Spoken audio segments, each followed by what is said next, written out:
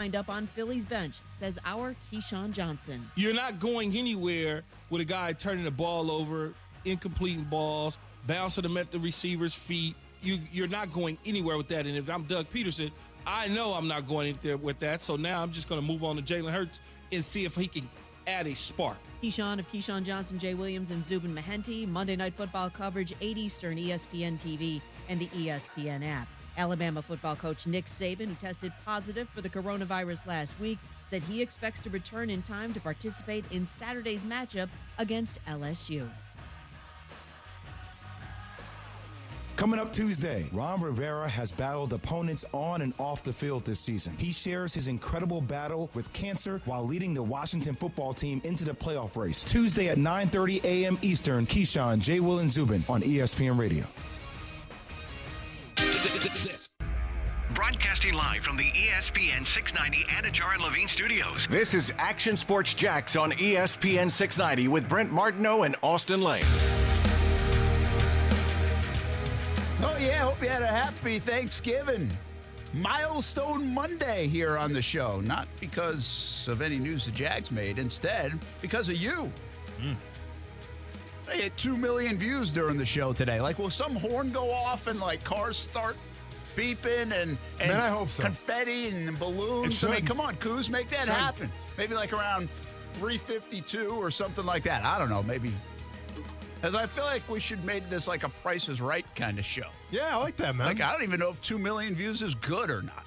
But yeah, I mean, it it's sounds good. analytics, and I'll tell you what, the theme of that Jaguars game too on Sunday in terms of analytics, not necessarily the best thing to be worrying about sometimes, but I think when you have 2 million viewers or interactions or whatever the whole goal is here, that's good. Yeah. At least I think in terms of analytics. I think that's good. Here's the thing. It's more than last year. It's more than In last fact, year. it doubled last year around this time. So it's better.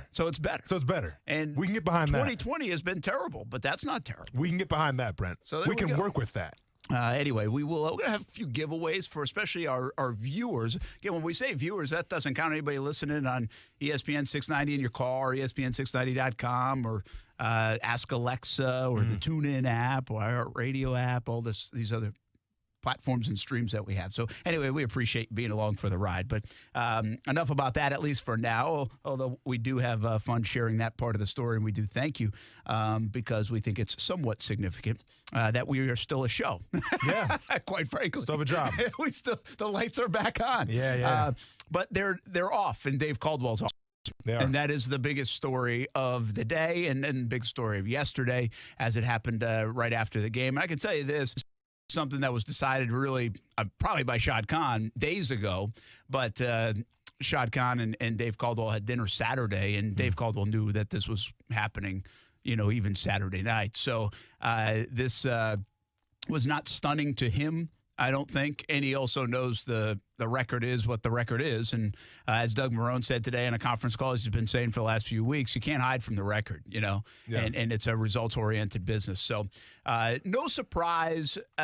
You can be surprised by timing, but none of the moves that now transpire from here on out over the next month or so will be very surprising, we don't think, unless somebody stays like a Doug Marrone. That would be flooring and surprising.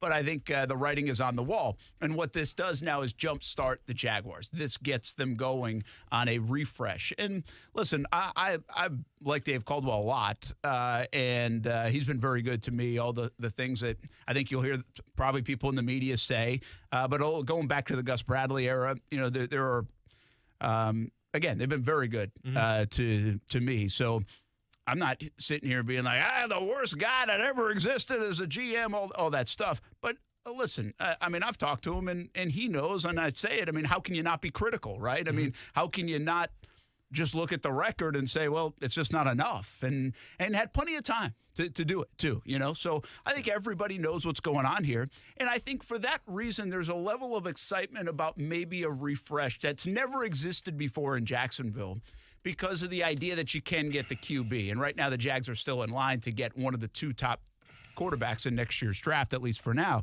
So that's what this move is significant, because it's going to reset an offseason like we've never seen before in Jacksonville. We've seen regime changes. In fact, Shad Khan has ignited a few regime changes already as an owner, and he hasn't even been the owner that long. But this is going to be different. And it's not different because they're looking for a GM, although that makes it a little bit different. It's not different because they're probably going to be looking for a head coach. That makes it a little bit different. But it's because they have the ability to get a franchise quarterback, and that's never stared them in the face going into an offseason like it might do, and at least is in line to do right now. And, of course, the thing everybody's talking about right now is how attractive this job might be to the next people that come in here in whatever capacity they are. So we're going to get into that part of it. We'll get into the different things that surround the Dave Caldwell firing. I think it's important to do this. It's easy to identify what Dave Caldwell did wrong and why it didn't work. I think it's also interesting to look at, hey, were there some things that work that you want this next person coming in to do similar things, but then add the things that Dave Caldwell didn't get done, to kind of mesh the two together, because it wasn't all wrong. Keep in mind, Dave Caldwell, Tom Coughlin, Doug Marrone, Shad Khan helped this football team and franchise to an AFC championship game in 2017, only the third time that's ever happened in their existence. The problem is they couldn't sustain it. Yeah, so the way I see Dave Caldwell here is there's Dave Caldwell, the person, and there's Dave Caldwell, the GM. I want to break down Dave Caldwell, the person, real quick, because the guy just lost his job. And I'm going to celebrate anybody losing their job, and I get it. This is a cutthroat business. It's a performance-based business. But I'm just saying, from Dave Caldwell, the person, I have a lot of respect for who that guy is. Because keep in mind, I've been cut from the league many times. I've been cut, I think, a total of 5 or 6 times. Well, 6 if you want to count the 2 times in Chicago on the same day. Right? And I'd count it as 6. Yes. And you got to keep in mind, too, there was one instance where I traveled to Seattle to sign a contract, and for whatever reason, that didn't get done because of some transactions, and I flew all the way back not signing a contract. Never spoke to the GM one time. And the GM gave me the call to say, hey, come up to Seattle. We're going to sign you. Like, I was all set. You sat in the lobby. I was looking at apartments and everything. I was ready to go to Seattle, and then didn't sign for whatever reason. Flew back. Longest plane ride of my life. Had to sit in the middle seat, by the way, which extra sucked, let's just say. But what I'm trying to say is, listen, I've been fired the day before Thanksgiving, getting ready to play the Green Bay Packers in Detroit.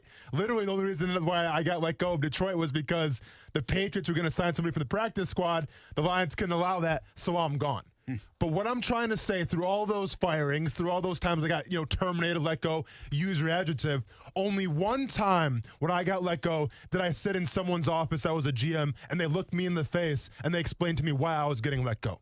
And that guy was Dave Caldwell. Now, keep in mind, I probably worked with Dave Caldwell less than any other GM on my time with these teams, because I only knew Dave Caldwell for maybe, 2 or 3 weeks, because he was coming in, I was on the way out. But he still had the decency to sit me down in his office, look me in the eye, and tell me why I wasn't going to be a Jacksonville Jaguar going forward. And I've always respected him for that, because every other GM I've ever had didn't do that to me, when they probably should have. For some of the BS that went down with me in Chicago especially, never did that. So props to Dave Caldwell for being like that. I'm not sure if he treated everyone like that, but he treated me like that, and I appreciate that. Now, obviously, I said there's 2 parts of Dave Caldwell. There's the person, the man, and then there's obviously the GM.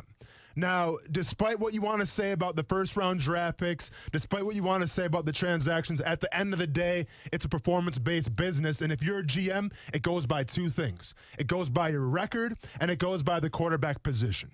And unfortunately for Dave Caldwell, he didn't have great success in either of those positions. So with that being said, he had to go. It still sucks for him. I'm sure he'll land on his feet. But if you're a Jaguars fan, I think that if you're a fan of going forward, it's been a long time coming, to say the least, for Dave Caldwell. Yeah, and I guess let's just jump right into it, right? We don't need to go over the why. Everybody knows why. Everybody saw this coming. But why now?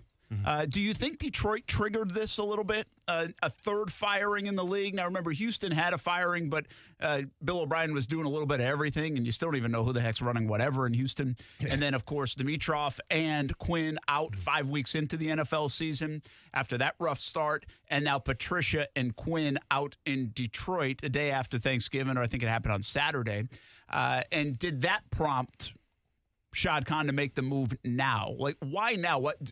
If I ask that question, does it make sense that they did it now? Do you know why? Because if you look at those other places, they fired GM and coach. Correct. This one is Doug Marrone staying on until the end of the year, which we'll get into that part of it later. But so why now in your opinion, Dave Caldwell gets fired? If I was going to put it in a box and say this is why it happened, I think the fact that this team has lost 10 games in a row now, and I get it, Cleveland's record says one thing, but I think that the Cleveland Browns were definitely beatable on Sunday, and then the Jaguars couldn't do it. I think in terms of personnel right now on this Jaguars team, they don't match up with anybody except maybe the Jets. So that falls on Dave Caldwell. Yes, it's the coach's job to coach the talent that he has before him, but it's the GM's job to put that talent on the field. And I think if you go top to bottom right now on this Jaguars roster, it's hard for them to compete regardless of the coach, regardless of the calls right now with the personnel that they have, and that's on Dave Caldwell. Yeah, and I would say I do think this is a bit of the head start, and I got to be a little careful because I don't want to be hypocritical. I don't know what the head start gets you necessarily. In my opinion, this is my opinion. I have no idea of this, but I believe Shad Khan did his due diligence last year on this kind of stuff. What if I made a change now? I think you do that when it's going bad. And then he decided, obviously, to get rid of Tom Coughlin and bring Marrone and Caldwell back, and more on that part of the story a little bit later as well. But I believe that due diligence is already being done. I think Shad Khan knows how this is ending. I think he knows Doug Marrone's going to be gone as well. But he thinks he sees a team playing hard for him right now. And he doesn't believe in midseason moves at the head coaching position. He's already established that, and I think he's proven that. I know Gus was let go with 2 games to go, but that's not really midseason. That's still the end of the season. And so I got to believe to a degree this is a little bit of a head start. This is also going to showcase to me that he's going to hire a GM that he's going to put in charge, right? Because it's a question I asked often, and I continue to ask, and I will talk about for a long time until I see it's happening. Who is running things in Jacksonville? Where is Tony Khan involved? Where is Shad Khan involved? How much of it is Dave Caldwell? How much of it is Doug Marrone? How much of it was Tom Coughlin? We really don't have great answers to those questions other than in 17 and 18, I think we knew Tom Coughlin was running the show. But it doesn't mean he was picking the players. We still don't know if we should pin Leonard Fournette on Tom Coughlin or on Dave Caldwell. Who pulled the trigger? So that's problematic in my view. I think this is a sign that Shad Khan is saying, hey, we got some competition for a GM. The GM's going to come before the head coach. And that GM's going to have a big say on determining who the head coach is of this football team, much like he did do with Dave Caldwell the first time around, much like he did do with Tom Coughlin when he hired him in to say, okay, you pick. And he said, okay, Doug Marrone can be the guy. All right, fine. Well, I think the hiring of this GM that will be the pecking order of how people answer football questions. And it's going to start with the general manager that will have a lot of control. And, of course, there's going to be a partnership between coach and general manager. Yeah. But I think what he did right now is say, hey, listen, we lost 10 games in a row. It's the worst that we've ever done in franchise history. We just set a record for a single-season losing streak of 10 games in a row. We've got to do something here. I mean, that's not acceptable. I've got to prove that this is not acceptable to lose. So he pulls the trigger on it. Now you start the process of the GM. And then the GM can come in and say, okay, Doug, sorry, I don't think we're going to move on together, and I'm going to go bring my own guy in. I think that's what's going to happen the next 5 weeks here in Jacksonville. What I can't pin down I don't have a great feeling on is when will that GM be hired? I don't know, but he's got some competition is the main point here. And I do think at the risk of sounding a little bit hypocritical that you need to get a head start, I do think Shad Khan finally was like, hey, there's too many jobs out there, and there potentially could be more. Denver, L.A. Correct. I'm missing someone. Oh, the Jets will be. Bears. Chicago.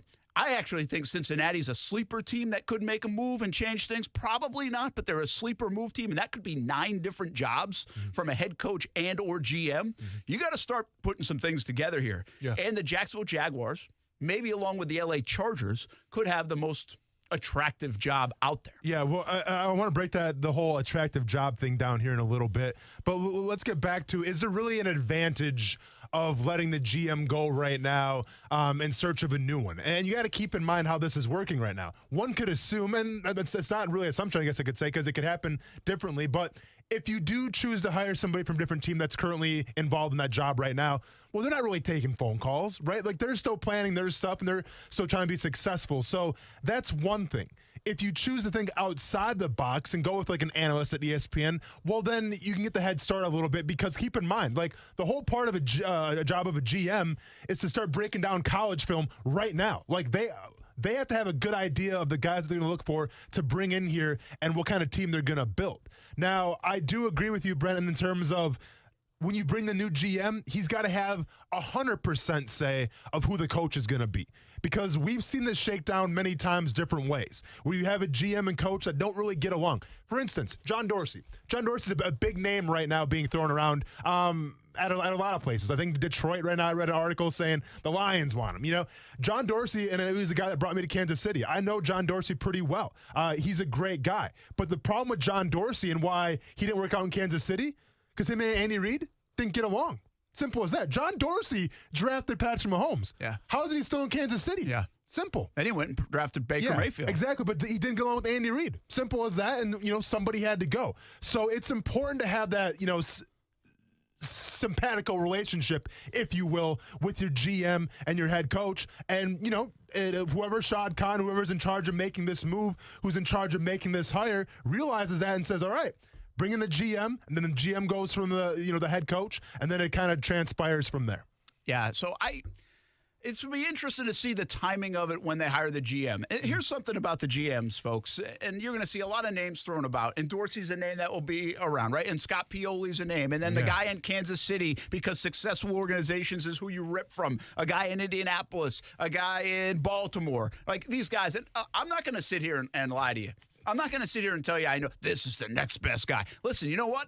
I could tell you Daniel Jeremiah is good because I've talked to him, and I've seen Mike Mayock go from the NFL Network to the Raiders and is doing an okay job. That's the only thing I can tell you about him. Mm-hmm. I know he worked in the business as a scout. We know the name Jeremiah. Louis Riddick's going to be a name. See, people throw those names out there, and by the way, I'm not hating on you for doing that, but I think we do it in the media too. We don't know what's a good GM. We really don't. We have a feeling, hey, listen, if you want to bring Dabo Swinney in, we got a feel for that guy. We either like him or we don't. We know what he's done. We know what he can do. We think, hey, maybe Trevor Lawrence would say, forget about the Jets. I'll come to Jacksonville. Dabo's there. Mm-hmm. We can give you all the coaches because we kind of know and can follow. GM's a totally different thing. Mm-hmm. And so while I think we'll fall in love with some of the names, who the hell knew Dave Caldwell before 2013? Nobody. Right? Correct. And so you could simply get that next guy. We'll talk about some of the candidates, what makes a good GM, because I think that's up for debate too. You know what makes a good GM? I'll tell you 8 years after they're the GM. I'll tell you when John Dorsey, he picked Patrick Mahomes. That's a damn good GM. Yeah. Right? Jeff Ireland, I think, what he's doing with the New Orleans organization right now. I'll tell you why he's a good GM, because it's working. Yeah, for sure. No, you're absolutely right. And listen, and like you said, we can break it down here in a little bit. But I love the narrative now. And listen, I mean, I think there's a couple candidates from Kansas City that actually would be some pretty good names. But the whole, let's see who the Patriots got that we can kind of poach from. Yeah. And take listen, it seems like for the past decade, everyone is trying to poach from the either the Steelers or the Patriots for sure. Or Seattle. Seattle. But everyone's trying to build their team after the Patriots. The problem with that, though, is, listen, you don't have Tom Brady and you don't have Bill Belichick. So it's not going to happen. So you can keep on living in a fantasy world and say, all right, well, we're going to bring this guy because he's been around the Patriots way. He knows how to get things done. Does he? Because have you seen the Patriots coaching tree and how well they've done so far? I would probably argue Flores is probably doing the best job right now, and he could be the only guy that's left. You know what I'm saying? Because, Vrabel was never really part of the Patriots coaching tree. No, he's part of their culture. He played there, part of the culture, but was never part of the coaching tree. So, we get so hell-bent on saying, we got to go from the Kansas City Chiefs. We got to go from the Patriots because they know how to win. That's fine, but it's never going to be the same way where, we got Tom Brady, we got Bill Belichick. No, that's not how it works. It actually scares me sometimes going that way. Not just the Patriots, but even, I don't know if I'm in love with the Kansas City guy because I think that's the only reason you're telling me his name. I get it. Seeing success matters. But doing it and having success is a different animal. I don't know how you judge that. I'll tell you, Baltimore's been very successful. Correct. From Ozzie Newsome to DaCosta, if the next guy in line, you see the same traits, I don't know the guy. I don't know him. But Baltimore's a well-run organization who drafts well. Yeah. I am conflicted at the moment. Do I want that? a guy that's seen it done well before and will have similar traits, which, by the way, was Caldwell with Dimitroff. And Dimitroff had a nice run, but didn't win a Super Bowl, but had a nice run. Or do I want the Jeff Ireland? All right, a guy that's been around the block, failed, but also is having success, and most recently has had success. Do I want Scott Pioli? Nice resume, been around those kind of organizations that you mentioned. Also, didn't do too well, I think, in Kansas City, and now has been out of it for a bit. I'm telling you, it's too early. I don't know which way I'd go. I'm not going to sit here and say, I want that guy. It's too early for me to figure that out, and I don't know these guys well enough. I think you're lying if you say, yeah, I definitely want this guy. I just don't know we know that. Listen, obviously, resume means something. Past history can mean something. But what I want out of a GM more than anything, Brent, it's organization and it's understanding the chain of command. That's what I need here. Because the problems in the past were dictated on lack of communication and not knowing where to fall in line. So you need a GM that understands the chain of command, that understands this is the job, this is the goal, here's what I'm going to do, and here's what I need. That's what you need more than anything. Yeah. I don't care about, well, this guy was in the Chiefs. This guy. No, just give me someone who's organized, who has a set goal ahead of him. Let me ask this quick before we go to break here. Head coach or GM? Which one do you want to see? I mean, obviously the answer would be both of them, but if you could pick one to have more success right off the get-go, you need the head coach or the GM? Oh, man. That's a great question. I probably lean the GM because you've got the second pick in the draft. Sure.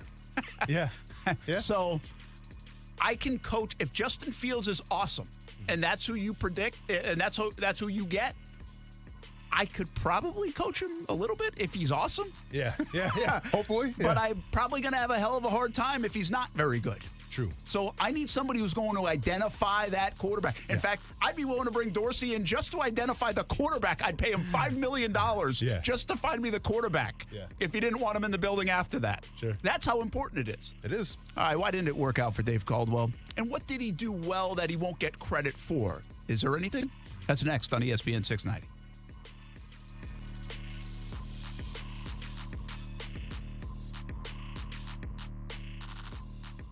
Action Sports Jacks with Brent Martineau on ESPN 690 is brought to you by Best Bet Jacksonville and Orange Park. Now, the First Alert forecast on ESPN 690. Morning showers and storms to start, then afternoon sunshine behind the front. It will be windy and cooler, topping out at 71 degrees by the noon hour. Turning cold tonight into the upper 30s under partly cloudy skies, and it will be a bit breezy. From the First Alert Weather Center, I'm meteorologist Alyssa Pedge. The Weather Center is brought to you by Beards Diamonds. Just in time for the holidays, save up to 40% on everything store-wide at Beards Diamonds. No matter what you are driving, you can step up to luxury now at any of the Fields Auto Group dealerships in Jacksonville. Cadillac, Jaguar, Land Rover, Lexus, Mercedes-Benz, and Porsche.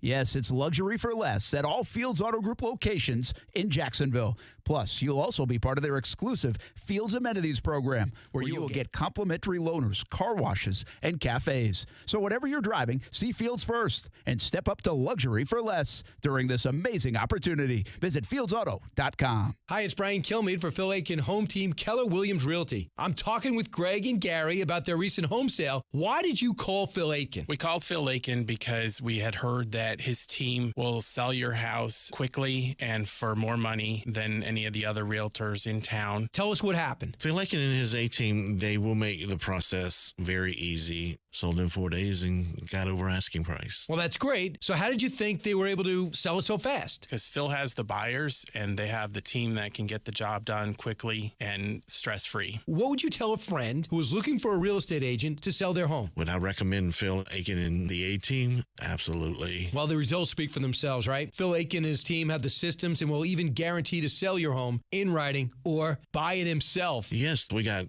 better results than we expected. Thanks, Gary. Friends, hire the agent with the buyers looking to buy a home right now. Call Phil Aiken. Call 500-PHIL. That's 500-PHIL, or visit philhasthebuyers.com. An unprecedented year like 2020 calls for an unprecedented holiday offer from Diamonds Direct. So, for the first time ever during December, we're allowing 4 years zero-interest financing on anything and everything. It's our way of helping you make her holiday one to remember. Just pick any beautiful piece of jewelry, take the price, divide by 48, and that's your payment. A $4,000 pair of diamond stud earrings is just $84 a month. And we have the gifts women love. Rings, earrings, bracelets, bands, colored gemstones, all new fashion jewelry from top designers. And of course, the largest selection of engagement rings and certified diamonds in the country. After all she's been through in 2020, now's the perfect time to let her know how much you love her. Reward her with a gift that is romantic, timeless, and symbolic. And with 48 months zero-interest financing, you can afford to splurge.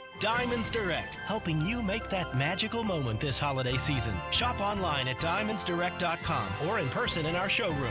Diamonds Direct. Off Town Center Parkway, just left of the Hyatt.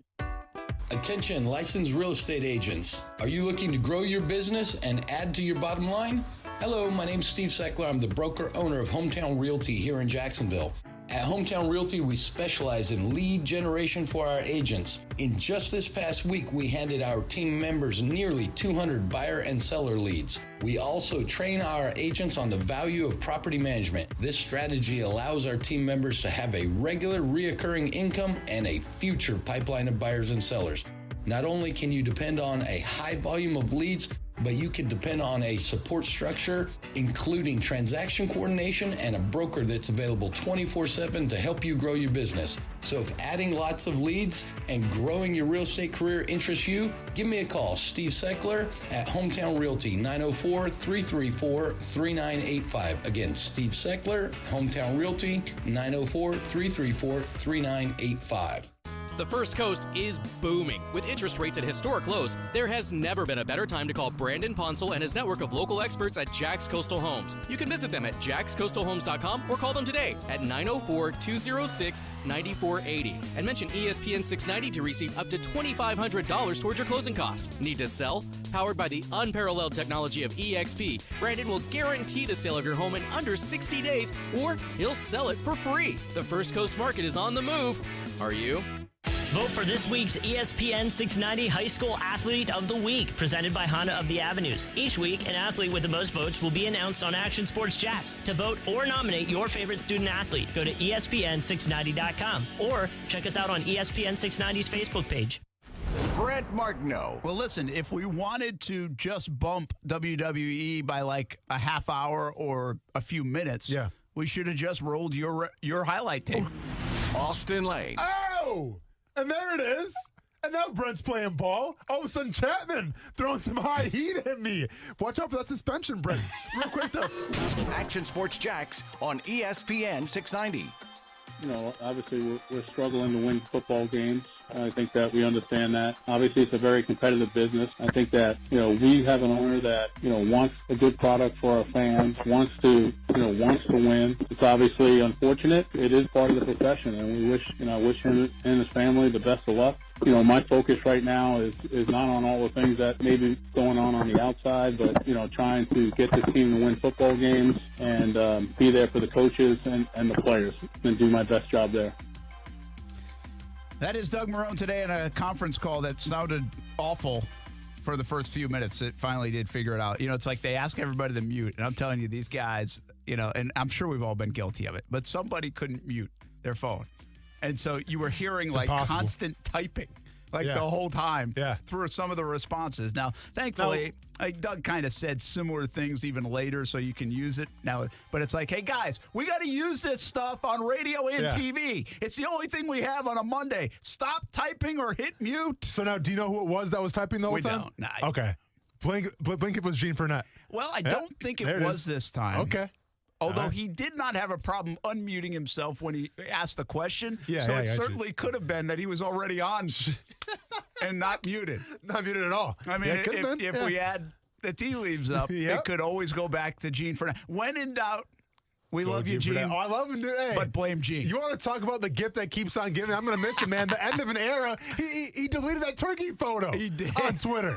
The end of an era, if you ask me. But, I mean, come on. It's got to be saved forever. It's in the archives. It's in the archives. That's a Twitter staple. I mean, Twitter probably it's a cornerstone of Jaguars Twitter for sure. I know. Cornerstone. I'm telling you, national Twitter, wherever they are, absolutely located, they probably saved it. That's one of the greatest hits, like Twitter's greatest hits. Yeah, like Gene Fournette's in there. My great grandkids will see that someday in the archives. That in the trash bin. Oh, the trash bin. Yep, classic. I love you, Gene. Dave Caldwell out as the Jags general manager. Listen, again, this is news that's almost 24 hours old now. Yeah. Certainly wasn't major. I mean, it's breaking news, but it wasn't like, wow, I can't believe it. Maybe the surprise is that the GM's gone and the head coach still stays. So we'll get to the Doug Marrone part in a bit. I did have a conversation with Caldwell, and he sounded pretty good. You know, he's like, hey, you're 1-9. Going in, you kind of know. These guys are smart enough to know what's up. They know the business. So as we look at Caldwell, it's simple, right? Why it didn't work. It's quarterbacks. Yeah. It's, at the end of the day, inability to keep the star players you did draft. Correct. And obviously it's overall not winning enough. I mean, it's quite simplistic on why he's no longer the Jaguars general manager, right? No, without a doubt. And especially those first two things, because once again, we always tie wins and losses to the GM, but to me that falls more on head coaches, right? Like the GM puts the person on the field, head coach, you got to make it work. But with that being said, and let's not get it twisted here, like Dave Caldwell wasn't responsible for building the culture of this team. He was responsible for drafting the guys and now maybe like the personalities and things like that they could coexist with the team. But it wasn't Dave Caldwell's job to create the culture in the locker room. It was his job to put the guys in the locker room that he thought were best suited to win ball games. At the end of the day, though, the fact you couldn't keep Jalen Ramsey, you couldn't keep Yannick Ngakoue, you can sit here and say those are good draft picks, but they're only as good as draft picks if they're still here, and they're gone. So with that being said, that falls on the GM as well, Yeah, and by the way, that could be as much with Tom Coughlin. Again, the muddy nature of the last 4 years especially is puzzling to me and something I think Shad Khan needs to address and fix moving forward. Without a doubt. The fact that now listen, you knew Gus Bradley and Dave Caldwell came into this together and were working hand in hand. And until things started going south, I think then you saw a little bit of a separation because that's what happens in the business. Like Gus was going to lose his job. I think Caldwell was like, well, we gave him these kind of players, and he kind of did save himself, at the end of the day, whatever he told. Now, he didn't get fired then. Tom Coughlin got in, so he kind of got demoted, but he kept his job in Jacksonville. And maybe better off in hindsight, Shad Khan should have just fired Dave Caldwell. So then we knew who was making all the calls and decisions moving forward with Tom Coughlin. Although I will tell you this, the whole Coughlin-Caldwell thing, there was never a bunch, at least from my understanding, not a lot of button heads. I think the Marrone-Coughlin thing was interesting as we saw them kind of go different ways in their philosophies and ideals based on what was happening in that locker room. We sensed that in 2019. And I can tell you this, the Caldwell-Marrone relationship was a good one. I think Doug hinted at that today. And there was no, butting heads in terms of why did you do this or why didn't you do this or why aren't you star? I mean, there's probably those conversations, but I'm just telling you there wasn't a lot of friction there. Okay. And that's not why Caldwell was let go this weekend. You know? Well, let me ask you this because you probably know better than anybody because you have been following this with a microscope essentially for the past, 5-6 years, or actually 8 years I think Caldwell has been here. So you said it when Caldwell got brought on with Gus Bradley and obviously Bradley fell through, entered Doug Marrone. Their relationship there at the time when they first started, it wasn't awkward, it wasn't fractured or anything like that because they didn't come in together. You know what I'm saying? It was Caldwell's thing, and then here comes Marrone.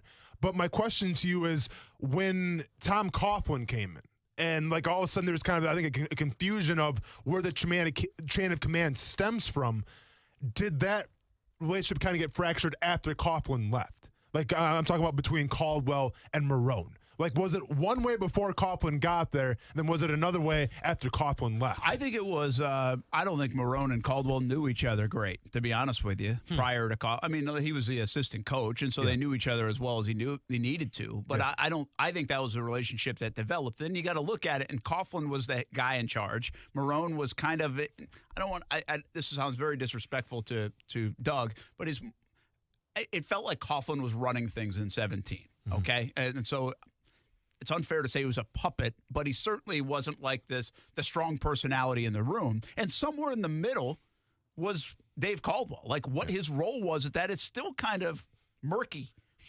I think he was making a lot of the picks. I think his scouting department was making a lot of the picks. But I do think the Leonard Fournette pick, in my view, was hey, signed off by Tom Coughlin. The Nick Foles thing, well, while it might have been endorsed by Caldwell, so I'm not taking blame away from him, I think it was endorsed and signed off by Tom Coughlin. So they have probably some share of blame. And at the end of the day, Coughlin had more blame because he was the one making the rubber stamp decisions. Sure. So that was the role he was in. That was the role we were told he was in by Shad Khan. He was trusting him with all of that stuff. So it was on Coughlin under his watch, but obviously Caldwell looped into that. You asked an interesting question, like who sets the culture? Like you said, he wasn't a culture builder in Jacksonville. It felt like Gus was more of a culture builder, right, at the time. And then Coughlin, interestingly enough, was the culture builder in 17-18, and it felt like Marrone was a culture changer in 2019 heading into 2020. And just to really put a punctuation on the relationship, how much it grew, well, they obviously went in and sold something to Shad Khan at the end of last year when Coughlin got fired and said, hey, we can do this. We can do this. Tom was an issue to some degree, and I don't think they put blame on him. Just said, hey, we separate ourselves because we feel like, we have the respect of the players, and we can do this. And if we go with Minshew and if we start you over and get younger, you can win bigger. It's better for the organization whether we're around or not. I think those are some of the conversations, but they did that hand in hand. Yeah. And Doug had said today, and you'll hear this later on, that they were hand in hand on the draft conversations. It's not like Doug was making the selections, but Doug probably had as more input into this draft than he had in any personnel decision 3 years prior with Tom Coughlin around. Well, and this is where the whole, communication thing comes back around here. Because when Tom Coughlin was here, whether there was a discrepancy of who was making the draft picks, who was making these shots, and then you said it yourself where you feel like, Doug Marrone and Dave Caldwell, they didn't hate each other, obviously, and they're probably, decent friends. Like, you didn't get a sense that they were, like, tight-knit. Yeah, because they were kind of placed together, right? Exactly. And that's, like, listen, if you're a Jaguars fan, that's not what you want. Like, you need tight-knit. And when I say tight-knit, like, listen, the only time a GM should have an influence on a player in that locker room is obviously we're talking about contracts and surrounding himself with teammates around him, all right? Like, the GM is not responsible for setting a tone, for setting a culture. That's the head coach's job. Now, it's the head coach's job to relay to the GM, hey, these are the kind of guys that we need. This is what the plan is. And then they work together and they figure it out. But I'm not going to sit here and harp on Dave Caldwell because, well, he had a bunch of choir boys or because, well, the team dynamic, the team unity just wasn't there. That's not on Dave Caldwell. All right? That's on coaching, and that's on Tom Coughlin. Enough said. Well, interesting, though, okay? Because before we move on, because I'm going to get to what he did well. I think it's obvious. I just gave you the reasons why Dave Caldwell didn't work. Quarterbacks, and by the way, like we put this on our wall that says it all yesterday on the show, and I said Minshew's a mistake. Yeah. Well, Foles was a mistake, and I said Bortles was a mistake. Those are the primary reasons why it didn't work out. Those are three quarterbacks, Bortles, he gave him that you're tied to. Yes, Bortles usually get one quarterback chance. Yeah. He got another. And Nick Foles, again, how much was Coughlin involved in that? But it was an obvious decision. They paid him too much money. They made a mistake. Yep. Whoever was involved in that decision-making, they made a mistake, and it was on Caldwell's watch, too. Yep. And then, I say Minshew, and a lot of people clap back at me and said, well, what do you mean Minshew was a mistake? He was a sixth-round pick. That's not what I mean. This isn't on Minshew. Mm-hmm. The bottom line is they sold the owner last year that Minshew's the guy. They didn't bring anybody else in. And I'm not saying it would have worked out, but they could have tried to go get Teddy Bridgewater. They could have tried to get Cam Newton. They could have tried to get Phillip Rivers. They could have tried to get Winston, even though you don't know if those guys would have come. I'm just saying they didn't even try. Yeah. And they didn't go try to get Justin Herbert and trade ahead. Didn't do that. And so they were going with Minshew. So the mistake is not on Minshew. Minshew's overachieved already in his career. But the mistake was on Caldwell and Marrone to say, hey, we think this guy can lead us to the promise. It just hasn't transpired. Yeah. And so that's definitely one of his mistakes is the Minshew faith. Yeah. That they sold the Shad Khan last year. Yeah, listen, if you're Dave Caldwell, you had 3 chances at the quarterback position, and it failed. Simple as that. I mean, like you said, some GMs only get 1 chance. Dave Caldwell got 3 chances, all right? So he's lucky there. But I want to ask you this.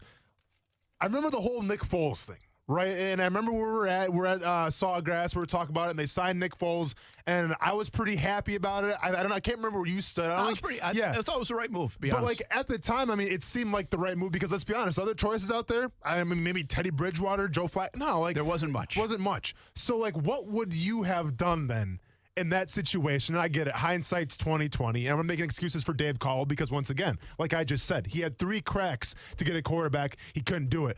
But in that situation right there with Nick Foles, you don't take him. What would you have done then? Yeah, well, keep in mind, they really made a 4th error because they really had the Blake error twice. They extended him. Yeah. And so that was really the first domino after Blake being the miss and not saying, hey, we can go get better. Yeah. I mean, look, Alex Smith was an MVP candidate, and Kansas City said we can go get better. The Jags go to the AFC Championship game. Blake has 6 good weeks, and they say, oh, we got our guy. True. I mean, just think about the line of thinking there between the two, and look where both organizations are right now. So what else could you have done with Foles? Not much. I mean, you would have had to go get something in the draft. Yeah. That was your way to go. I mean, it was either Foles and try to win with what you have, which I do think made a lot of sense. The money and all that obviously backfired and didn't work out. I do think they paid him more than they needed to because they had no competition. But I think the Foles try, the swing for Foles made sense to me. Yeah. And now in hindsight, it's a silly one, of course, but it didn't make sense at the time to me. So another mistake I think Caldwell made, and this is one that's hard to describe. I don't think he could ever find the mesh of talent that would fit sustainable winning. And that's where he made mistakes, the character of players. I mean, Telvin Smith's out of the league. I'm not sure how he's supposed to see that. But Jalen Ramsey, how do you let it get to the point it got to? Yannick Ngakoue, I don't know. Again, some of this is Tom. That's fine. But on Caldwell's watch is drafting this young, talented group, this 2016 class, which was unbelievable in talent, and not doing anything with it from a sustainability standpoint. Well, they're all making plays for other teams. But you're absolutely right. But at the end of the day, like, listen, like, Jalen Ramsey's a prime example of this. Maybe there was a red flag out of college and Jalen Ramsey saying, well, he's got a prima donna attitude problem. That's fine. There's tons of teams out there that can cultivate that and get the best out of Jalen Ramsey. Now, I think Dave Caldwell at the time made the best pick in Jalen Ramsey, and for a while, it was a genius pick. Once again, though, the problem was it was the culture. Like, it could not cultivate Jalen Ramsey, and you lost him. Now, does that stem more on the GM or the head coach or a combination of both? Maybe a combination of both. But I don't fault Dave Caldwell going after Jalen Ramsey. What I fault is the culture that couldn't cultivate Jalen Ramsey and still have him here to this day. And I think that's more blame on Shad Khan for creating the Tom Coughlin, Caldwell, Marrone, whatever, that led to the departure of guys. I don't know if that was just on Caldwell. There's plenty of blame to go around, and at the top of it is Shad, because Shad set up a situation that backfired. I mean, you had the most grievances in the NFL 3 years later. 2 years after going to the AFC title game, it worked for a year, and that's it. That's not the idea. It's to work sustainable winning, and that's what the GM's supposed to do. That's what the owner's supposed to help you to do. So there's plenty of blame on Shad Khan in that situation. All right, I didn't get to his best move. I'm going to do that next. Action Sports Jacks on ESPN 690. ESPN 690 Sports Center Update. I'm Jake Mitchell. Deja vu on a Monday as once again the Jags failed to bring home an elusive W, dropping their 10th straight in the process. A couple of failed two-point conversions seem to be the difference. Here's one of the stars of the game, Mike Glennon, on the offense. Came up a little short on two-point conversions. I think that's kind of the difference in the ball game. You know, they played what we thought they were going to play, and I felt good out there seeing what they were playing. So I don't think it was anything they did. It just came up short on two-point conversions. And the big news is that after the game, Jags GM Dave Caldwell was released. Team owner Shad Khan said, quote, Dave was exceptionally committed and determined to bring a winner to Jacksonville, but unfortunately his efforts were not rewarded with results our fans deserve and our organization expects. The football operation needs new leadership, and we will have it with a new general manager in 2021, end quote. If you're working from home and want to listen to ESPN, tell your smart speaker to play ESPN 690. The Seminoles are here. Good shot again. Walker has gone crazy. Knowles win it all. The ACC championship of the regular season. The reigning ACC champions look to defend their title in 2021. Puts up the triple. Good shot. Don't hear the horn. The Knowles will win. Catch the action all season long right here on your radio home of the Seminoles. Hear FSU basketball on ESPN 690, thanks to Donato's Pizza, where every piece is important. Let's say you have ED, male impotence, or maybe you suffer from PE and can't satisfy your partner. If you have either or both of these embarrassing conditions, Prime Men's Medical Center has the solution. Meet Dr. Rabinski, a specialist in men's health. If you're experiencing ED or PE, Prime Men's Medical Center has custom blended medications designed just for you. There's no pain and no surgery. If you have diabetes, high blood pressure, or prostate issues, not a problem. If Viagra, Cialis, or Levitra have let you down, Prime Men's Medical Center has patients lasting 30, 60, 90 minutes or longer. You'll see results on your first visit guaranteed, or your visit is free. And best of all, it's affordable. For a private consultation with our highly skilled physicians, call 904-206-8105. We guarantee that you'll see results on your first visit, or there's no charge for your consult. Call Prime Men's Medical Center now at 904-206-8105. That's 904-206-8105. Once in a lifetime savings, just in time for the holidays. It's never been done before. Right now, save up to 40% off everything at Beard's Diamonds. Everything store-wide is on sale, up to an unbelievable 40% off. Believe it. But hurry, these never-before savings will end December 24th. Now you can go even bigger. All designer settings, pendants, bracelets, earrings, engagement rings, even GIA certified loose diamonds. Bigger. Everything store-wide is on sale, up to 40% off. If you're getting married, celebrating an anniversary, you do not want to miss this once-in-a-lifetime sale. Nobody beats Beard's Diamonds prices. Loose diamonds, mounted diamonds, diamond earrings, necklaces, and more. Everything in the store is up to 40% off. But hurry for best selection. This sale absolutely ends December 24th. Beard's Diamonds at the St. John's Town Center.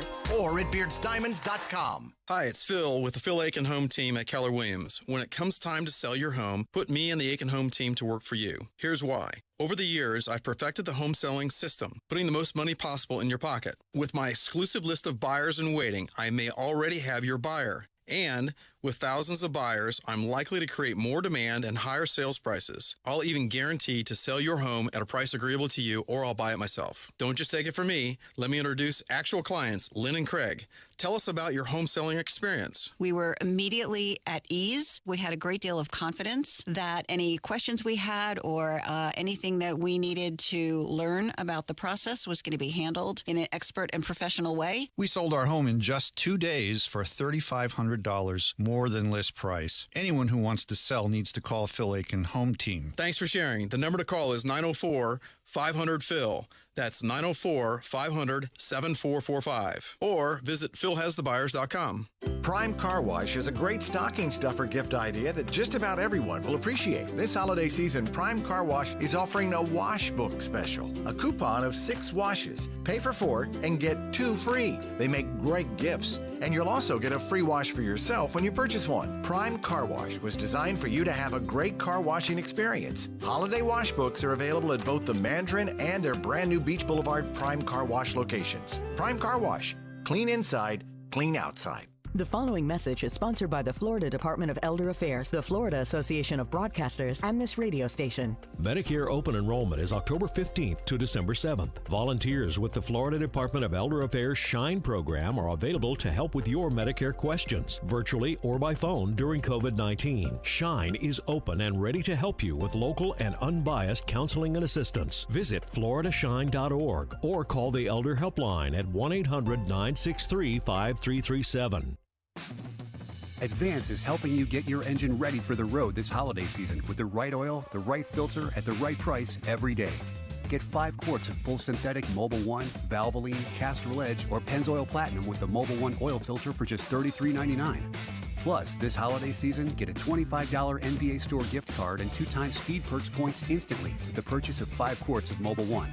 Advance your auto at Advance Auto Parts and participating CarQuest locations. See store for details. If you're usually listening to ESPN 690 in your car, but your boss has you working from home this week, well, take us with you. Hey, what's up, everybody? It's Austin Lane from ESPN 690 and Action Sports Jax. Tell Amazon Echo or Google Home, play ESPN 690, and enjoy all that sweet listening coverage. Yeah, well, I don't think we expected, obviously, the situations of, the shutdown in the off season and development of the players. I felt that, when you look at it, it's not a secret. We didn't have a lot of space, what I'm saying, when cap space, we had tough decisions. But I thought, when I look at this draft and I look at this draft class, we did work together on it. We worked hard with the coaching staff and the scouting staff, and, we put an emphasis on some things that we feel that we've gotten.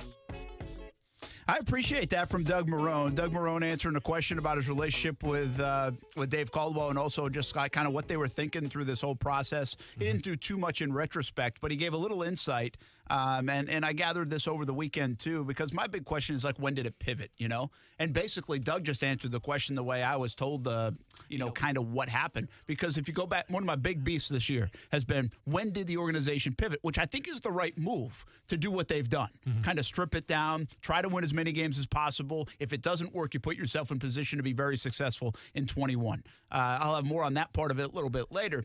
But why? How did that happen when Shad Khan in January told us he was bringing Marrone back and Caldwell back because he thinks that they're closer to winning if he keeps them together? And then they pivoted, and it was crystal clear they weren't closer to winning. A month and a half later, they were further than they had been in 3 years to winning. Yeah. And so I think Doug just answered that with, once you kind of did the math, it wasn't enough cap space. There wasn't enough to really say, hey, we can go get player A and player B and make us this much better going forward to make us a contender.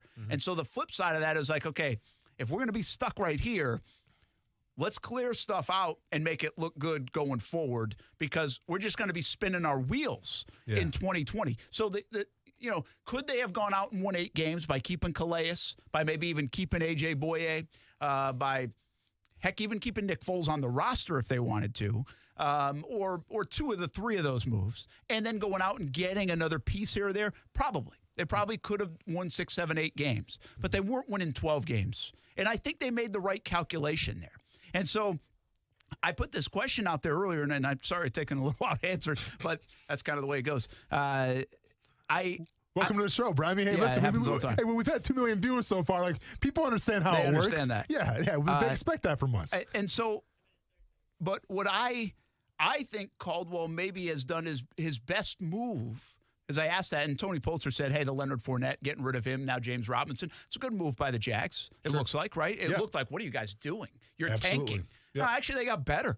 They actually got better from that move, and we thought they were tanking from that move. No, absolutely. So that's a good move. Listen, what you got from Jalen Ramsey on paper was good, but you lost arguably one of the best players to ever put on a uniform in Jags history. You got a 6th-round pick for Blaine Gabbert. Congratulations. You got out of the Nick Foles deal. I tell you what, Dave Caldwell could trade. We went over this in the summer. He's good at trading. He got a lot of value from trades over the years. But I think his best move, and it was in collaboration with Doug Marrone, is Can I take a guess? Oh, I'm sorry. Go ahead. No, go ahead. I have to say, is it Calais Campbell? No. Well, it's partly Calais. Okay. Because it's noticing that, hey, even if we try to win this year, we ain't winning big. Let's put this in a spot that we can win faster instead of doing this next year and having to rip it down again. Yeah. And so they made the correct decision for the franchise, even though it probably didn't help them out. They could have tried to win 8 or 9 games and save their job. Yeah. Instead, they said, you know what? Everybody else was like, this team's awful. We're like, no, we like this team. We think we can win. Now, they were wrong, but going forward, it's in the best place it's been in quite some time. I know that doesn't feel good on Sundays right now, but it actually, if you're going to turn this organization around, it's in one of the best places it's been to turn it around in a long, long time. Listen, and this is getting back to the narrative a little bit of making the job look attractive to the next suitor. And once again, I kind of teased this too to start the show. Maybe after the break here, we can start addressing this a little bit. Do you disagree with that? I disagree with it. Really? I wholeheartedly disagree with the whole attractive job thing. I know that's a hot topic, a hot buzzword thing right now on social media in terms of articles and things like that. But I could not disagree more in terms of it's an attractive job right now, and I'll tell you why after the break. That's a heck of a tease. A heck of a tease. I'm looking forward to that conversation because it also – I believe you can make the case that Shad Khan's best move as owner of the Jacksonville Jaguars was keeping Doug Marrone and Dave Caldwell last year. So these conversations will go hand in hand next and on ESPN I'm quite crazy.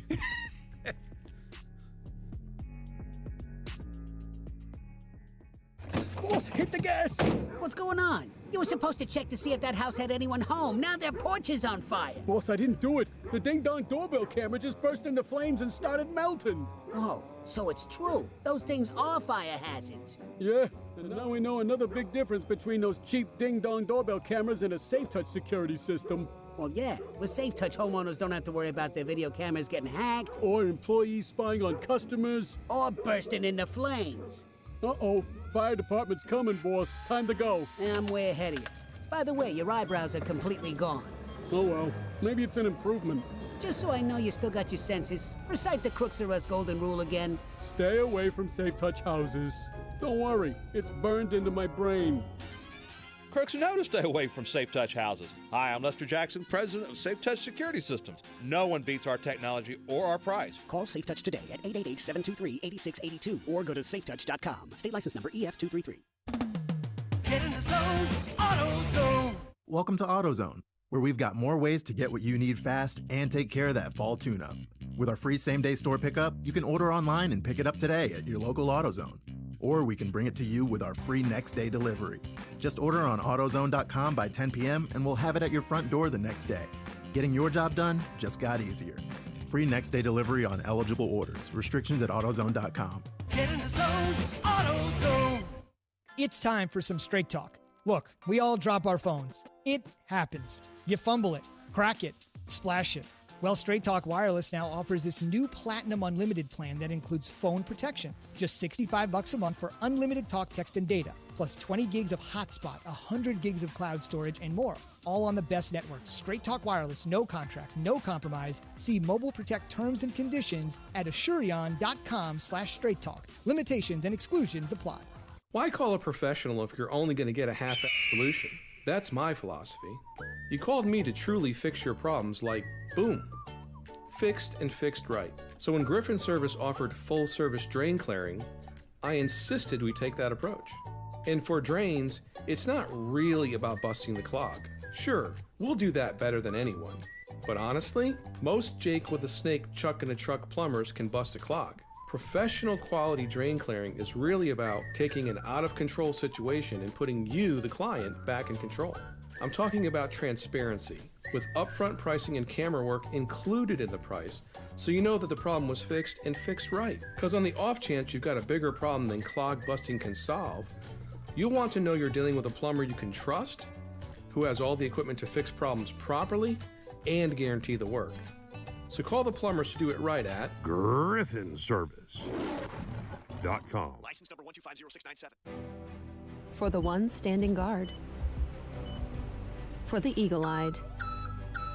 For the knights in shining armor. And for all those who support them. We are Grainger, your experienced safety partner, offering supplies and solutions for every industry, committed to helping keep your facilities safe and your people safer. Call, click Grainger.com/safety, or just stop by. Grainger, for the ones who get it done.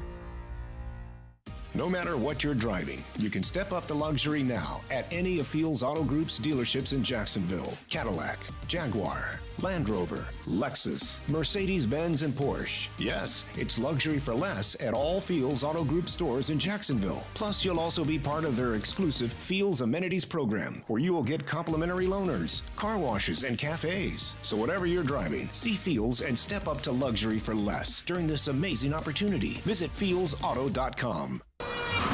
Suddenly, you're on the receiving end of someone else's negligence. What do? You call 1-800-ASK-GARY. They will help you find the legal and medical help you need to get the settlement you deserve. 1-800-ASK-GARY. This Movember, here's to the straggly mustaches, the lopsided ones, the itchy, patchy, raggedy ones. But hey, I look good with this ones. The ones grown by Dad, the ones grown for Dad. Because whatever you grow will save a bro. Learn more at Movember.com. Broadcasting live from the ESPN 690 Anajar and Levine studios. Anajar and Levine Accident Attorneys. Call 904-600-4000. That's 904-600-4000. ESPN 690. Jacksonville's home for ESPN Radio. WOKV Jacksonville. Listen live everywhere you go on ESPN690.com. ESPN 690, a Cox Media Group station. Keyshawn Johnson, Jay Williams, and Zubin Mehenti. I despise analytics. It felt like Kevin Cash lost his ability to feel the game. Keyshawn, Jay, Will, and Zubin. Weekday mornings at 6 Eastern on ESPN Radio or streaming live on the ESPN app. I'm Christine Lisi. Breaking news on Giants quarterback Daniel Jones. A source told ESPN's Jordan Ronan an MRI showed Jones has a hamstring strain that will likely force him to miss some time, but there's optimism his absence won't be long-term. Colt McCoy starts in Jones's place. The Eagles expect to start quarterback Carson Wentz tonight against the Seahawks, despite the increase in first-team reps at QB for rookie Jalen Hurts. Wentz, in the midst of his worst season as a pro, looks like he's playing scared, according to ESPN's Dan Orlovsky. You can almost see the little angel and the devil kind of sitting on his shoulder going, don't turn the ball over. Don't be risky with the football. Just take the check down. Well, that forces you to play cautious football. That forces you to take a quarterback's stinger away. I would get him on the move a ton. I'd create a quick passing game that created easier throws. Dan Orlovsky with Keyshawn Johnson, Jay Williams, and Zubin Mehenti. Monday Night Football, 8 Eastern, ESPN TV and the ESPN app. The 49ers' next two home games will be played in Glendale, Arizona at the home of the Arizona Cardinals. That change follows new COVID-19 restrictions announced by Santa Clara County, prohibiting contact sports for at least the next 3 weeks in that county. We're back on Tuesday recapping Monday Night Football. How much will we see Jalen Hurts for the Eagles? And will the Seahawks let Russ cook his way back into the MVP conversation? Keyshawn, Jay, Will, and Zubin, 6 Eastern on ESPN Radio. Broadcasting live from the ESPN 690 Anajar and Levine studios. This is Action Sports Jacks on ESPN 690 with Brent Martineau and Austin Lane. I feel like we did the ball well. Came up a little short on 2-point conversions. I think that's kind of the difference in the ball game. But I wouldn't say they played what we thought they were going to play, and I felt good out there seeing what they were playing. So I don't think it was anything they did. It just came up short on 2-point conversions. That is Mike Glennon. By the way, game yesterday, 27-25. Jags lost. 10 in a row. Glenn played well. No. He did. Here's my beef, okay? Now I'm just going to say it again. I've said it plenty of times. Get him, Brent. You once again can't convince me that you were trying to win. Ooh, Brent. If you put Jake Luton in. Like Boomer the last bust. 3 weeks. Boomer bust, man. You're not trying to win the game. Boomer bust. If I saw Mike Glennon play for the first time in 3 years, and he looked poised and he looked fine. Now, again, Luton looked good in his first game, too. He did. So, but I just back that up with, fine, I'll give you the Luton game against Houston. He did a good job. So you go back, and you know what? It wasn't awful against Green Bay, but he wasn't very good. To me, Glennon would have given you a better chance in that game. Yeah. What I can't get over is the second half against Pittsburgh. How you rolled out Luton again in the second half against Pittsburgh. That made no sense. For guys that are playing hard on your football team, even though they've lost 8, 9, 10 games in a row, it just doesn't add up. And then I watch Glennon play, and I understand. Like, Glennon's not going to even look like that most of the time, but Glennon was a poised veteran, just felt like he would give you a better chance to be successful. And he gave them a chance to be successful yesterday. So I feel like I'm kind of beating a dead horse with that argument. I think it's worth noting. You could have done the opposite. You could have said, hey, we're going to put Glennon out there because we think he gives us the best chance to win. And then once he did bad 3 games in, you could go to Luton then. No, I hear you, man. And obviously hindsight's 20/20, but there's a reason why Mike Glennon in his career is 6-16, 6-17 now? All right, it's like, well, we've seen Mike Glennon play. Yep. At the time, we've never seen Jake Luton play, right? All we knew about him is he had a pretty big arm. He's a big-bodied guy. That's all we knew. And I'm convinced, and once again, this is where we disagree a little bit, and maybe I'm wrong, but I'm convinced that Luton was brought in there to be the ultimate boomer bust guy. And you know what? The first 2 weeks we saw Luton play, I was like, okay. Interesting. Now, I agree with you. After that Pittsburgh game at halftime, you had to do something else, right? Like, at least lie to us and say, you know what, Mike Glennon, go in there and at least give us a shot to come back and, make this game competitive, because Luton wasn't going to win that game. Like, there was nobody in Jacksonville that thought halftime of Pittsburgh, Luton coming back out there, it's going to be like, oh, well, the Jags going to be okay. Nobody thought that. And if you did, I'll be the first one to tell you that you're crazy. So I agree that they should have put Glennon in at halftime of Pittsburgh. But besides that, I don't fault them for starting Luton over Glennon. All right. We are going to get to your comments of why this isn't as attractive of a job, or you don't like the narrative going on right now with that. I thought about this, and I think I know where you're going to go with this, but it'll be interesting to see if I'm correct. Let's go there. I'll just let you know if I'm in the right ballpark. I'm sure you will be.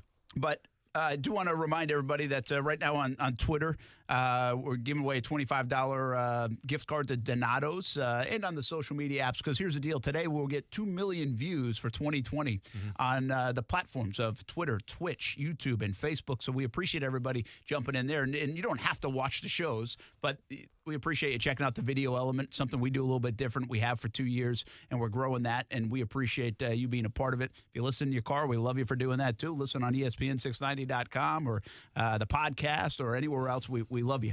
But we give a little shout out to the folks watching on the video streams, and $25 gift card to Donato's. If you can answer this question, we're going to pick maybe even a couple, but definitely one of what was the best move Dave Caldwell made as general manager. We've got some interesting ones in already. The Fournette move of getting rid of that, that's a good one. Tony Polster said that. We just got another one in on Marcel Darius trade. Very underrated one. Great move in 17. Very underrated. That's a great move because I'll tell you, I love the way they were thinking. We're great on defense already, but we can be even better. They're at the cusp of having something special, they felt like, and Marcel Darius was really that one player play away from going, to the next echelon. That's the kind of thinking you need. All right. That's the way Kansas City thinks. Correct. We have a good quarterback and MVP candidate, Alex Smith. We can get even better. We already have all these weapons. We can get even faster. Mecole Hardman or whoever else, right? Edwards-Helaire. We just keep adding to offense. Offense. I think the great teams these days are doing that, saying we're not satisfied. We might be great here, but we're not satisfied. And that was the one example I think you could really give. The Jaguars did that back in 17 when they added Marcel Darius. So I love that way of thinking. I think the Jags need to think that way more. Gator Boss 87 says signing Calais Campbell. That's kind of where I was going. And by the way, they anteed up on Calais Campbell. Denver bluffed, I think, a little bit if you go back and read the stories on that. But that was his hometown. And why would you come to Jacksonville? And Dave Caldwell and Shad Khan and everybody anteed up. Tom Coughlin as well. And Tom Coughlin was a big reason, by the way, why Calais Campbell came to Jacksonville. So I don't want to dismiss that. But they anteed up and said, hey, we need this guy. We want this guy. And one of the best signings in franchise history, one of the best free agent signings in league history for what he did. So I love it. Keep the moves coming. What else did he do well? Because there are some things. That's the deal. Like, he found some good players. I'll give you a couple other examples. Go look at the pass rushers before Dave Caldwell got here, going all the way back to the early 2000s, and nothing. The Jags couldn't figure out the position. They couldn't get pressure on the quarterback. Well, they did bring Calais in. They got Yannick Ngakoue. They found now Josh Allen. They found some pass rushers, and there's even more than that. Dante Fowler Jr. was just okay, but still had some sacks. I think receivers are another one. Hadn't had a 1,000-yard receiver since Jimmy Smith. Allen Robinson, Allen Hurns, now DJ Chark.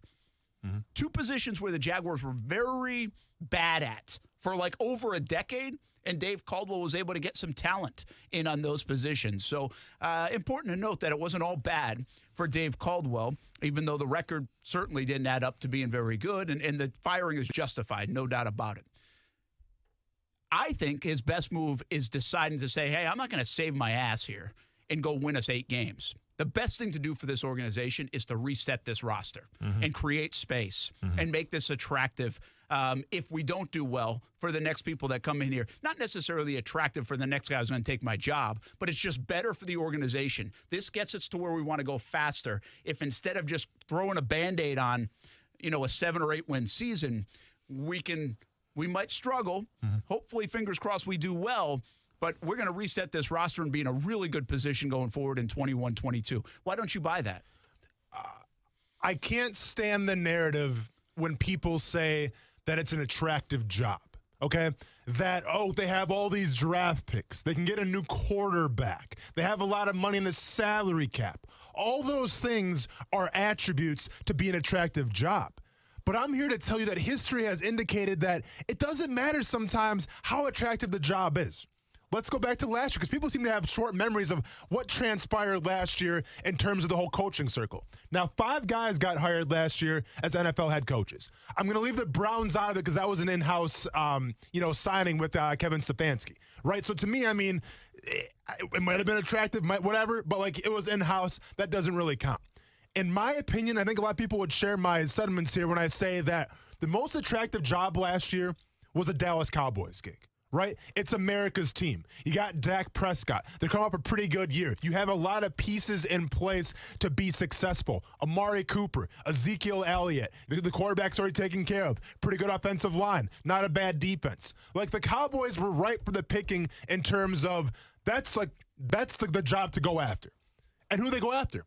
Mike McCarthy, who was probably the top candidate as a coach at the time, right? All of a sudden, ESPN's doing these things about analytics. Mike McCarthy's changed. How's the Dallas Cowboys team doing right now? Not good. How are they doing? How's Mike McCarthy doing right now?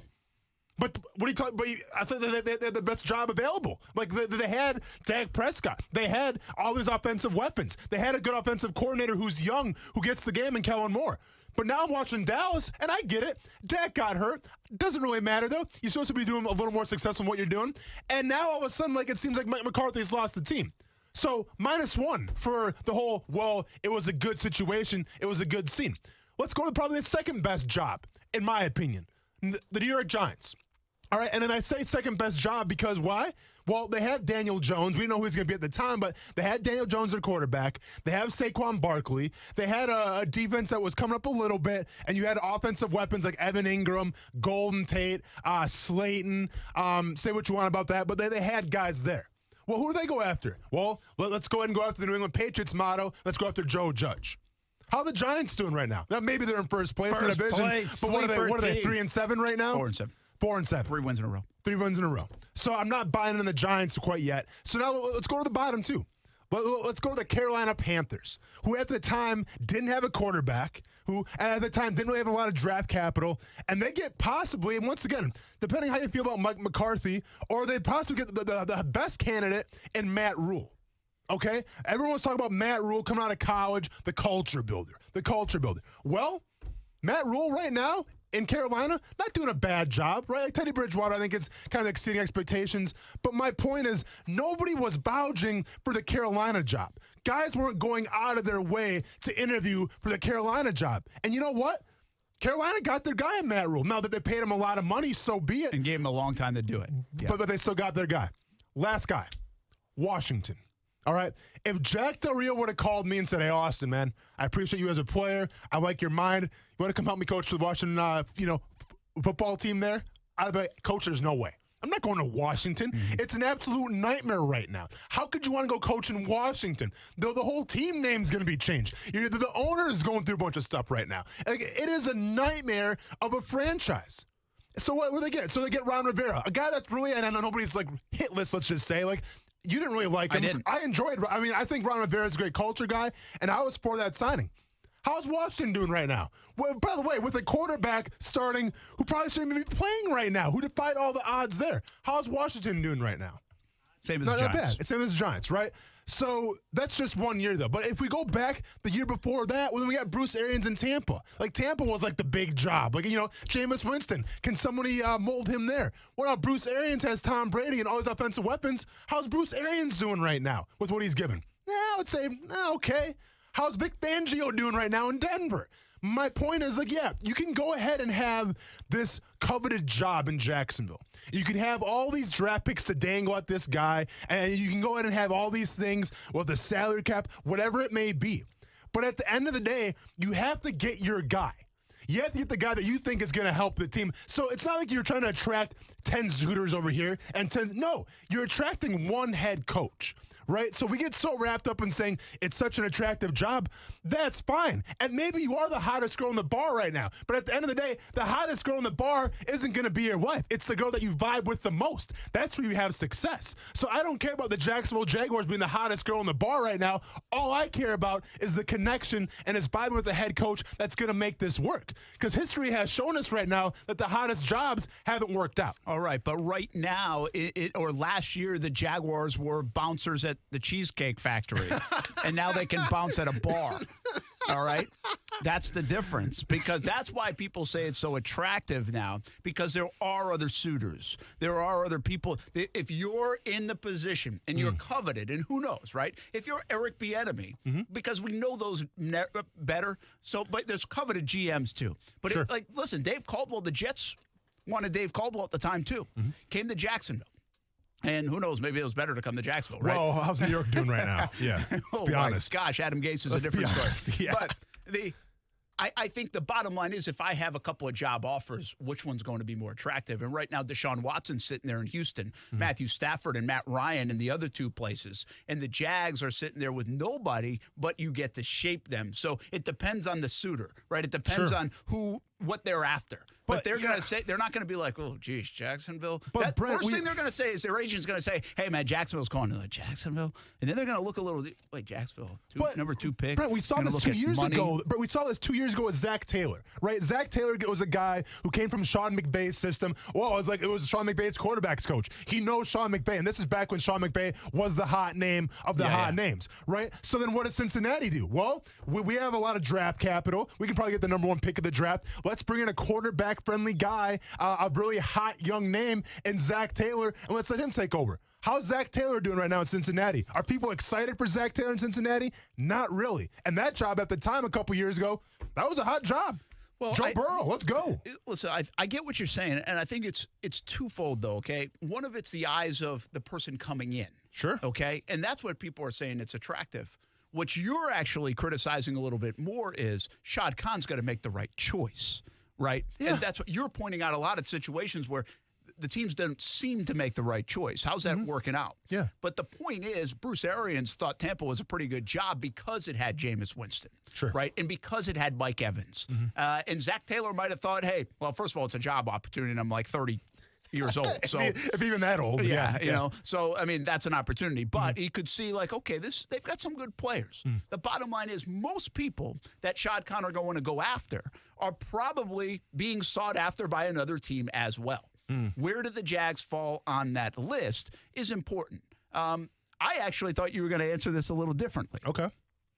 I actually thought you were going to say, I think the one unattractive part of Jacksonville right now is something that you hit on a lot. And I don't know how you fix this. And I'm worried even more now that the Jags are in a rut of losing than they ever have been. Because it feels almost acceptable. It's almost accepted by the fan base to be losing. Who the hell does that? That's the point we're at. I'm not blaming the fans here. I understand what you're thinking. You're thinking the same thing I'm thinking. I get it. You might be thinking the same thing the owner's thinking. But I wonder in that locker room that they know they're going to lose every Sunday going out there because they're not good enough, and that's, well, at least we're playing hard. Yeah. Sooner or later, that's got to change. That can't be the standard. You know, and Marrone talked about it a little bit today. He said, we're trying to build up the calluses to say, hey, man, you better go work hard this offseason because you don't want to be a part of this stuff. You know, I think that's why they won in 17, a year after Gus left. Not the only reason. I think Koff and all these other people are part of it. I don't want to give too much credit to Gus, but I do think all the losing finally hurt so much to some of those players that they were sick of it, man. And so they did the little things, the extra thing, the whatever thing to win in 17. I'm a little worried that losing has become the norm so much in Jacksonville that although no athlete is going to sit there and say it's okay to lose, we're not trying to win. It's just a subconscious of the standard is not set like it is in Baltimore, like it is in Pittsburgh, like it is now in Kansas City, like it's been in Seattle, like it is in New England. The standard, listen, I mean, even Carolina right now, they're 4-8. They're like, hey, that's not bad. We're better than we thought we'd be. They're at least intrigued. But what the hell kind of, that's not the way it's supposed to be. No, I hear you, but like, people aren't ready to run Matt Rule out of town. No, like, they're like, all right, well, let's see what this guy's got now. You know, like there's a sense of intrigue there. The reality is that you have to understand the situation your team is in, and that's why losing can be acceptable almost, like in a year. But you have to be careful that doesn't frame the standard that you're setting. And that's where I thought you were going to go with this, because right now there is a standard of losing in Jacksonville. Without a doubt. And it's okay. Without a doubt. And it's okay because the GM keeps his job for 8 years and the head coach keeps his job for 4 years. Listen, if you want to put it in layman's terms, it's almost like this team is cursed. right? It's like no matter what you do, this team's destined to be, a 2-win, a 3-win team every single year.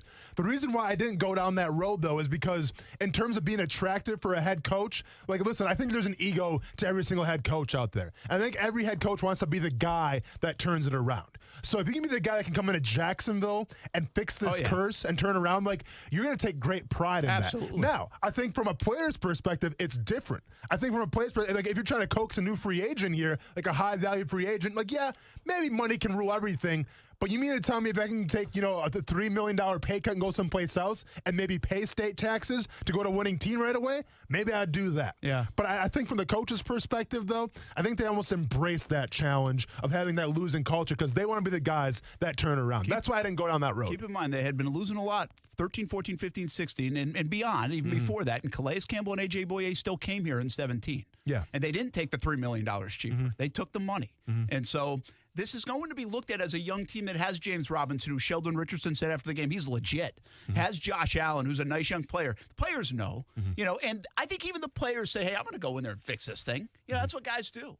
I think that's why all the talk about quarterbacks saying, I don't want to go to New York, I don't want to go to Jacksonville. They're not going to do that, man. The Eli situation was different. They're not going to do it because they think they can fix it. That's the way we're made. I'm not like a quarterback. I'm just saying that's the human nature of that is I'm good enough to fix this. You watch, I'm going to fix it. I don't care where I'm going. We're going to win. That's all I've ever done in my life is win. And it hasn't been the case in Jacksonville. Let's get to Steven real quick, then we got to get to break. What's up, man? Hope you had a good Thanksgiving. Yeah, I did. How about you guys? Good. Sorry to keep you waiting. What's up? Hey, it's okay. I got a big question to ask for you guys, and I'm going to use some of your own words against you because I know you guys don't agree on a lot of things. But there's one thing you agreed upon was for our franchise quarterback, they need to be able to play and win games even though they don't have a good defense. And I changed people's minds about Trevor Lawrence, and I'm going to throw this at you. Do you think Ohio State and Florida and we'll say BYU and Alabama can win without their star quarterbacks? Clemson, BYU, and Alabama, is that what you're asking? Can they win without the Zach Wilsons, the Trevor Lawrences, the Mac Jones? Ohio State, Florida, BYU, and Alabama. Just those teams. Can they win without them? Yeah.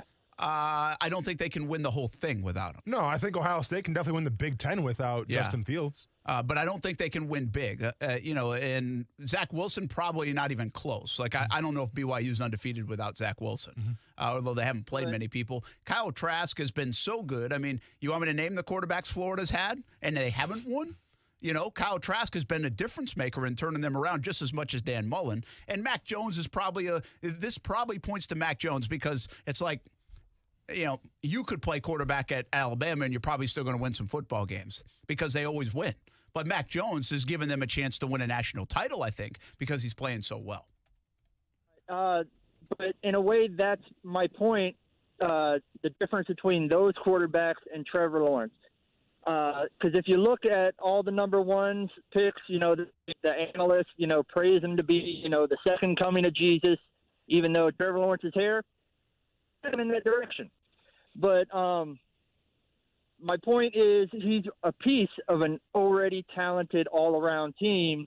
He hasn't had to have that experience of carrying a team because the defense isn't that good. And Clemson's won without him. Okay, so Steven, let me ask you this question, though. Let's go back to 2014, 2015, and 2016 with a guy by the name of Patrick Mahomes. Played at Texas Tech. Didn't have a defense to have his back. Had okay receivers. How was Patrick Mahomes in college? How was his record? I wasn't a big Texas Tech fan back then, to be honest. The bottom line is they didn't win big. They didn't win big. They didn't do that well. I'm just making the point for this year. That's it. Because everybody's, all hot about them or whatever. Because my example would be Baker Mayfield. They praised him. He was a piece of an already good team. Joe Burrow, I hope you get better. I wouldn't want that injury based on anybody. But I can tell you right now, 2019 LSU would definitely beat the Cincinnati Bengals. Yeah, well, I don't know about that, but I appreciate it, Stephen. Thanks, man. I get what you're saying. Listen, are they coming? Are they good because they're good? I understand. He's saying because Russell Wilson the talent didn't win around big these at guys. Wisconsin and NC State. He ends up being great. Correct. I think your Patrick Mahomes examples is a great example. Yeah. I think if you're picking one of the litter to say, well, I mean, Zach Wilson probably puts them undefeated and in top 10 worthy conversation because he's so good. Yeah. So, I mean, I can't deny the fact that Clemson would probably still win the ACC and Ohio State would still win the Big Ten. I do think Florida's different now. I think Kyle Trask has elevated them to a place they haven't been in a long time because he's playing such good quarterback. Yeah. But I also don't want Kyle Trask at number 2. If that's going to be my measuring stick, I don't want him on I'm not drafting him number 2. So it's an interesting thing. Listen, it's hard to read quarterbacks. And there's a lot of intangibles. Again, if you watch the young, even Patrick Mahomes, what he does at a line of scrimmage now in year 3 or 4 versus what Aaron Rodgers does in year 16. I mean, it's like watching an orchestra play, watching Aaron Rodgers at the line. Mahomes can't do that yet. Doesn't have to, though, man. But he doesn't have to. Yeah. Should we give him the MVP award right now, by the way, Patrick Mahomes? That's unbelievable. I mean, what are we talking about? Well, Rodgers is doing good, but come on, man. Mahomes is just ridiculous. It's unbelievable. Yeah. All right, when we come back, Shad Khan's best move, kind of piggybacking a little bit in a different way off what Austin said.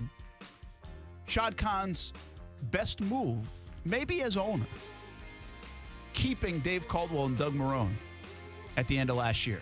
I'll explain next on ESPN 690. Action Sports Jax with Brent Martineau on ESPN 690 is brought to you by Best Bet Jacksonville and Orange Park.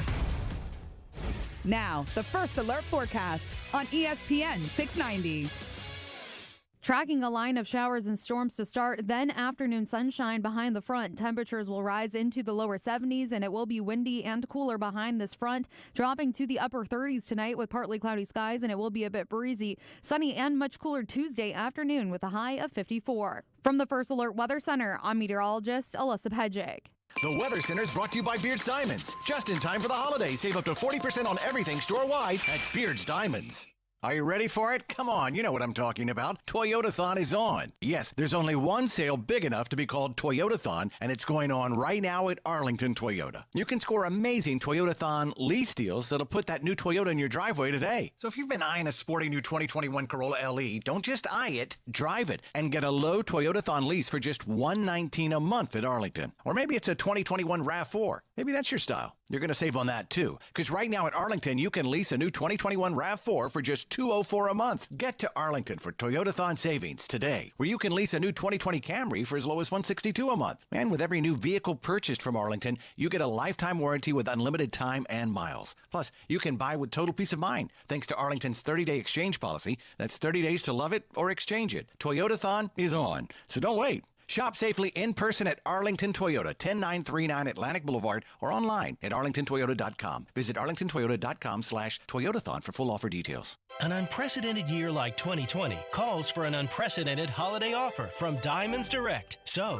for the first time ever during December, we're allowing 4 years zero-interest financing on anything and everything. It's our way of helping you make her holiday one to remember. Just pick any beautiful piece of jewelry, take the price, divide by 48, and that's your payment. A $4,000 pair of diamond stud earrings is just $84 a month. And we have the gifts women love. Rings, earrings, bracelets, bands, colored gemstones, all new fashion jewelry from top designers. And of course, the largest selection of engagement rings and certified diamonds in the country. After all she's been through in 2020, now's the perfect time to let her know how much you love her. Reward her with a gift that is romantic, timeless, and symbolic. And with 48 months zero-interest financing, you can afford to splurge. Diamonds Direct, helping you make that magical moment this holiday season. Shop online at diamondsdirect.com or in person in our showroom. Diamonds Direct. Off Town Center Parkway, just left of the Hyatt. Nothing is certain except death and taxes. And your appliances breaking down as soon as they're out of warranty. At Atlantic Coast Appliance, we can't help with the first two, but we've got the third one covered.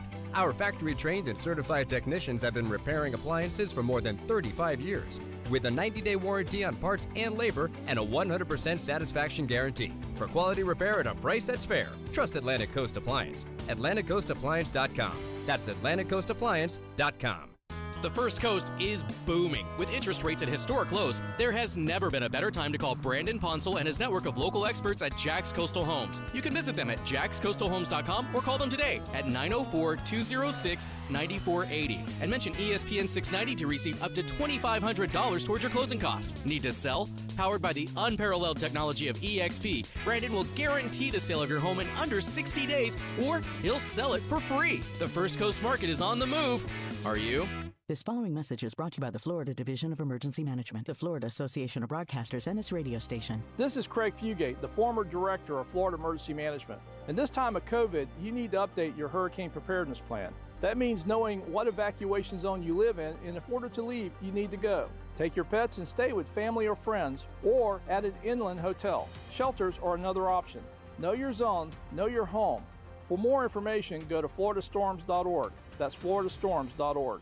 For more than 25 years, the potential for health improvement is seen with each patient that walks through our doors. Healthcare decisions don't have to be confusing. Make Island Doctors your medical practice. My husband and I have been coming to Island Doctors for approximately 10 years, and we have been very happy with them, and we trust them. Call us today and schedule a tour of one of our locations near you and take a look at our best wellness program. And welcome home. Call 1-877-434-4676 or visit islanddoctors.com. For the ones standing guard. For the eagle-eyed. For the knights in shining armor. And for all those who support them. We are Grainger, your experienced safety partner, offering supplies and solutions for every industry, committed to helping keep your facilities safe and your people safer. Call, click Grainger.com/safety, or just stop by. Grainger, for the ones who get it done. Vote for this week's ESPN 690 High School Athlete of the Week, presented by Honda of the Avenues. Each week, an athlete with the most votes will be announced on Action Sports Jacks. To vote or nominate your favorite student athlete, go to ESPN690.com or check us out on ESPN 690's Facebook page. This is the Dan Le Batard Show on ESPN Radio. And the University of South Carolina just fired Muschamp and now owes him $15 million in buyout compensation. Meanwhile, the same university instituted mandatory furloughs for faculty as cost reduction. So we can't pay anybody, but we can pay Muschamp to make us a totally irrelevant program, which is what we were before he got there. His last name is as close as he'll ever get to a championship. You got to be kidding me. The Dan Le Batard Show with the Stugatz on ESPN Radio and ESPN Plus. Brent Martineau. I finished second, right? I lost in the championship to you. Austin Lane. Hey, you know what? You didn't win, okay? That's all that matters. I didn't win. Don't worry what you did last year. You didn't win. I didn't win, and I auto-drafted. That's right. Action Sports Jacks on ESPN 690. At the end of the day, you might, the results aren't what you wanted. I understand that. When you're in a community that I love, I really do. I mean, you're talking about family, you're talking about a lot of things. So I'm in a community that I truly love. We have an owner that wants to win. I think that's awesome. I really do. I mean, he wants to win, and there's no mistake about it. When you go out and you're filling up your car with gas, and you're going to a convenience store, or you're going out to dinner, it's embarrassing. I feel that way, at times. And the only thing I have to rely on to make sure I can walk around and be a good example is to know that I fought my ass off, that I've done everything I possibly can, doing my job to the best of my ability to try to win football games. I know that feeling. Playing at Murray State. Basketball school. But I tried, Brent. Fought my ass off, man. Congratulations. On what? We won like 5 games, I think. My junior year, and that was about it. We do that every day here on the show. Oh, yeah. Kicking and scratching. And today we celebrate 2 million views here on Action Sports Jacks on ESPN Did we get it? 690. Did we achieve that already? Oh, yeah. No We doubt. there? Oh, Okay. yeah. We did. Where are the balloons? I don't know. Where's the confetti? I don't know. Okay. But, heck, we don't even know what it means. So we appreciate you watching on the video on Facebook and YouTube and Twitter and Twitch, and, of course, listening in your car and all the different places. And keep telling us. Let us know where you listen to the show. I've always been interested in that, kind of like we see the numbers, and at least on the video platforms. And so we get some people are there. But to be honest with you, we don't know what half the numbers mean half the time. For sure. So, For sure. But it's just an outlet to be able to listen. And big thanks to Kuz because he makes all that work. And Stuart when he's in here and Scott when he's in here helping produce the show. Those guys, we kind of task them with a little something different than most people would be tasked with when we're on the road or here. And just another outlet for everybody else to join in the show, and we appreciate you jumping on, and hopefully we continue to grow. Also, condolences go out to Stuart Weber because his fantasy team took on my team, and I'm not sure how he's done this, Brent. You know the whole Taysom Hill thing? Yeah. Somehow he was able to swindle another game of Taysom Hill at tight end. That's on you. How's that on me? Because you're the commish. ESPN, yeah, but ESPN even said, like, hey, we're taking Taysom Hill off the tight end list. He's only a quarterback now. So my bad for listening to ESPN and the app update. The little message said, oh, yeah, Taysom Hill no longer a tight end. I'm like, all right, that's cool, that's fine. Well, guess what happened? Taysom Hill back at tight end. But it's up to the commish to ultimately make the move. Okay, I should probably get on that then. You probably should. Hey, but you know what? Regardless, Brent, the ball doesn't lie because I still beat Stuart Weber. Didn't even need Taysom Hill not to play tight end for him. Sure, you might have got 17 points with Taysom Hill at tight end, but when you got Derek Carr getting 0.6 points, you're not going to beat me. So, hey. 0.6 points. 0.6 points. So, once again, the good guys win. The Taysom Hill supporters, y'all can go, you know what? Doesn't matter. First place, baby. Feels good, Brent. More on your fantasy football team tomorrow on the show. We'll see. Oh, no, I'll bring it up. I got something to bring up. Oh, do you? You upset? Nope, not upset. Nope, quite happy. Okay, good. But anyway, let's talk more about the firing of Dave Caldwell. Weber's mad at me now. I just told him. I don't think I was supposed to tell. Sorry, Weber. Yeah. You got away with it for a week and you still couldn't beat him.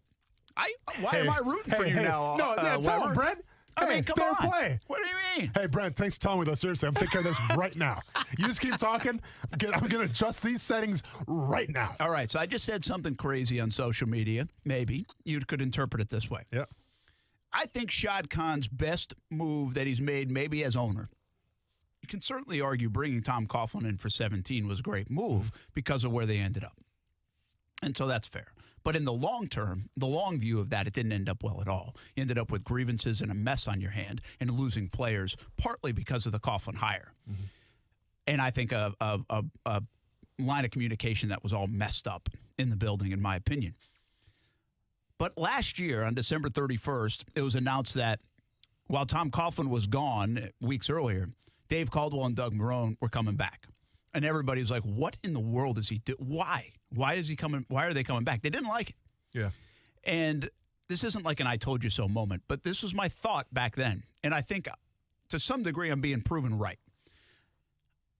I felt like that was Shad Khan saying, and this is going to be the antithesis a little bit of what you just said at the 4 o'clock hour. I know where we're going. But I really felt at the time that this was Shad cleaning up the house and that this was a bad look to be the Jacksonville Jaguars. And if you fire these guys and you're looking for a GM and a head coach, you are not attractive at all. Like, not at all. Like, I don't want that. I got to deal with the Jalen Ramsey stench of what happened there. I got to deal with being a laughing stock of losing again. I've got to deal with the Tom Coughlin grievances and free agents don't want to come here and the NFLPA's telling people not to sign there. I've got to deal with a quarterback situation as Gardner Minshew or Nick Foles, and Foles on the book for a ton of money. I got to deal with a big salary cap that has A.J. Boye making $15 million and Calais Campbell, who might be aging, making $15 million. I got to go walk into that. You want me to fix that? Or Dave Caldwell and Doug Marrone, you stay on board and prove me wrong, or best world is you win and Minshew is the guy. Mm-hmm. And this rebuild of sorts that you've done with the roster, you guys were able to win games. And Doug Marrone, you're a great coach because you coached him up and you guys got W's. And Dave Caldwell, you got another crack at that draft and you picked some good players and building blocks and you added Schobert and others and it worked out. And you got to 7 wins or something. And wow, now look at all this on the horizon. 7 wins, maybe your franchise quarterback because you went with Minshew and all this young talent and all this salary cap space and still a lot of draft picks moving forward. Well, that would have been great. So I'm not sitting here telling you that his intent was if I bring Doug Marrone and Dave Caldwell back, great, I'll tell them to tank and we'll be all right at 1-15. No, I think Shad was rooting for them to be successful. He was giving them another leash and rooting for that. But he also knew this as a smart businessman and said, hey, worst comes to worst. They don't do well. And we're in a situation where we now clean up the cap and we redo this roster a little bit. We do get younger, and we don't have a quarterback situation mess. We're a year removed from the Tom Coughlin mess. We're a year removed from the Jalen Ramsey stuff. And the next people walking in here are exactly what all the national folks are saying today. And that is, that's a pretty attractive job. Nobody in the nation, no Schefter, Rappaport, name it, was saying this is a good job. Nobody was saying that last year in December. And so now, a year later, the Jaguars are exactly what Shad Khan, I believe, thought they could be. If not a winner, they are an attractive place to turn it around quickly. And they've got everything that a good GM and good head coach can work with at their disposal. Not handicapped at all. They're not handicapped by a cap. They're not handicapped by big salaries on the roster. They're not handicapped by a lack of draft picks. They're not handicapped by two quarterbacks that you might not like, either one of them. They have nothing to handicap them. In fact, there's going to be a high pressure on the people that come in here because, to be honest with you, they have no excuses other than the typical honeymoon to try to get things right because it's been bad in Jacksonville and you got to change the culture. But you don't have a ton of excuses. What's the guy coming in here in 2 years, if they haven't won, going to be like, well, dang, I mean, my hands were tied. I mean, I had to strip down the roster. No, it was already stripped. I mean, I didn't have a high draft. No, you had 5 draft picks in the top 3 rounds, including the number 2 overall pick. You got to pick the quarterback. That's your guy. But isn't it a detriment, though, to the house that you're trying to make look all pretty for the next people to come through? Isn't it a detriment, though, when you have been so patient, when you didn't fire anybody? Because I'll tell you right now, and I'm not sure if GMs and coaches are going to have this mindset or not, but part of the job part of the, I guess, the attractiveness of this job is the fact that you have an owner right now who is extremely patient in the performance, right? Because you're not going to expect a coach or a GM to come in here year one and turn it all around. No. I'm not that naive. It takes time. But my point is like, the last thing I want if I'm an owner or if I'm a Jaguars fan is for a GM candidate or a coach to go, well, you know what? I want to go to Jacksonville because they are so lenient. Like, man, I can get like 4 or 5 years to make this thing right. I don't want that. I want a coach. I want a GM to come in day one in that meeting and go, you know what? Here's what we're going to do to turn around. It's going to take us maybe a year, 2 years at the very maximum, and you will see changes. I don't want complacency, and I don't want people to come in and say, well, we have an owner who's very patient, so let's just take our time with this. That's a loser's mentality, and that's what got you guys here in the first place. Well, I think that's the hardest thing this next group has to fix. But I will argue this, Austin, that I believe if you start panicking for your job, you start Adam Gase lying. You start Jack Del Rio playing Blaine Gabbert when the plan was not to play him. Yeah. You know, you start doing things that you can't stick to a plan and have a plan. If you come in here and you know you have 4 years to get this right, and you're not going to be on the hook and in the office for every wrong move that you make, well, then you're willing to put a plan together and stick to it. I can't sit here and tell you that it's going to be the right plan, but I would rather have a guy in here that says, hey, I've got this plan that says, hey, we can get to 7 or 8 wins next year. We can get to 12 the next and be competing for the playoffs. In 2 years, absolutely. 2 years, boom. That's my plan. I don't know if it's going to happen, but I want that guy to stick to a plan that he has instead of being all over the place, being like, oh, my God, I might be fired in 2 years if I don't get this right. I'd rather have this situation.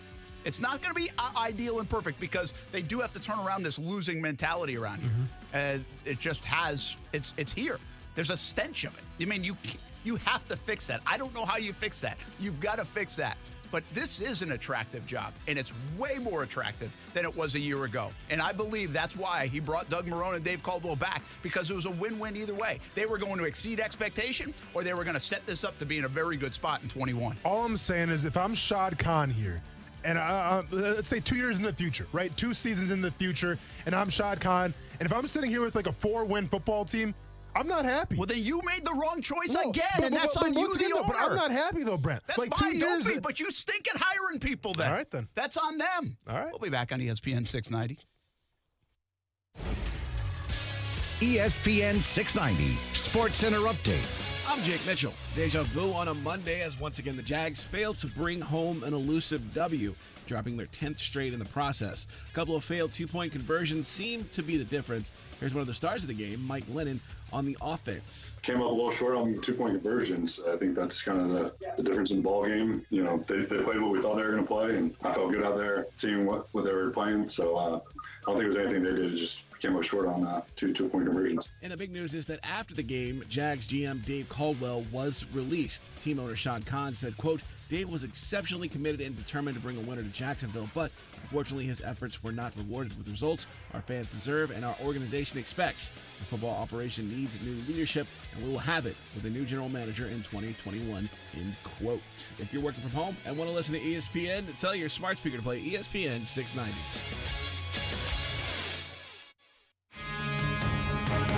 High school football is back. Listen Friday nights from 9 to 10 p.m. for the Blitz High School Scoreboard Show. Presented by Honda of the Avenues. Action Sports Jack's Brent Martineau takes you around Northeast Florida for up-to-the-minute scores and highlights from your favorite teams. The Blitz High School Scoreboard Show. Presented by Honda of the Avenues. Friday nights at 9 p.m. on ESPN 690. You bump the temperature down at night, don't you? And you probably keep your daytime temperature set below 74 degrees too. Or at least one of you does. While the other complains that it's freezing in here. You know what that means? It means your home is too darn humid. If your AC had proper humidity control, you'd both be comfortable at 74 degrees. So you'd never feel sticky at night or during winter or when it rains. Ever been in the mountains out to California in a low humidity environment? Then you know mid-70s can feel magnificent. But when your home's too humid, it turns everything to turd buckets. Because cold air plus humidity equals condensation, causing your ducts, windows, and hard surfaces to sweat. Enter mold and mildew. Not good. With a Florida-rated system, you'd get proper humidity control, so you'd both be comfortable, you'd both sleep better, and you'd both stop fighting over the thermostat. But only if you call GriffinService.com. License number 1250697. Boss, have you heard the latest about the ding-dong doorbell cameras? What, more employees spying on customers? Nope. Hackers again? No, boss, this time they had to recall over 350,000 video doorbells. Recall? What happened? A bunch of them caught fire. Whoa, unbelievable. It's one thing after another with them. Yeah. Notice you never hear that with Safe Touch's video cameras? Well, now you're just comparing a Bentley with a bumper car. Exactly. I just don't understand why any homeowner wouldn't go with Safe Touch. Yeah, their video monitoring's virtually hack-proof. Oh, and here's a bonus. Safe Touch cameras don't burst into flames. No kidding. It's just a good thing not everyone knows about Safe Touch, because we gotta stick to the crooks or us golden rule. Stay away from Safe Touch houses. Yeah, don't gotta tell me twice. Crooks know to stay away from Safe Touch houses. Hi, I'm Lester Jackson, president of Safe Touch Security Systems. No one beats our technology or our price. Call Safe Touch today at 888-723-8682 or go to safetouch.com. State license number EF233. If you have a specific medical problem, you call a specialist. Broken leg? Call an orthopedist.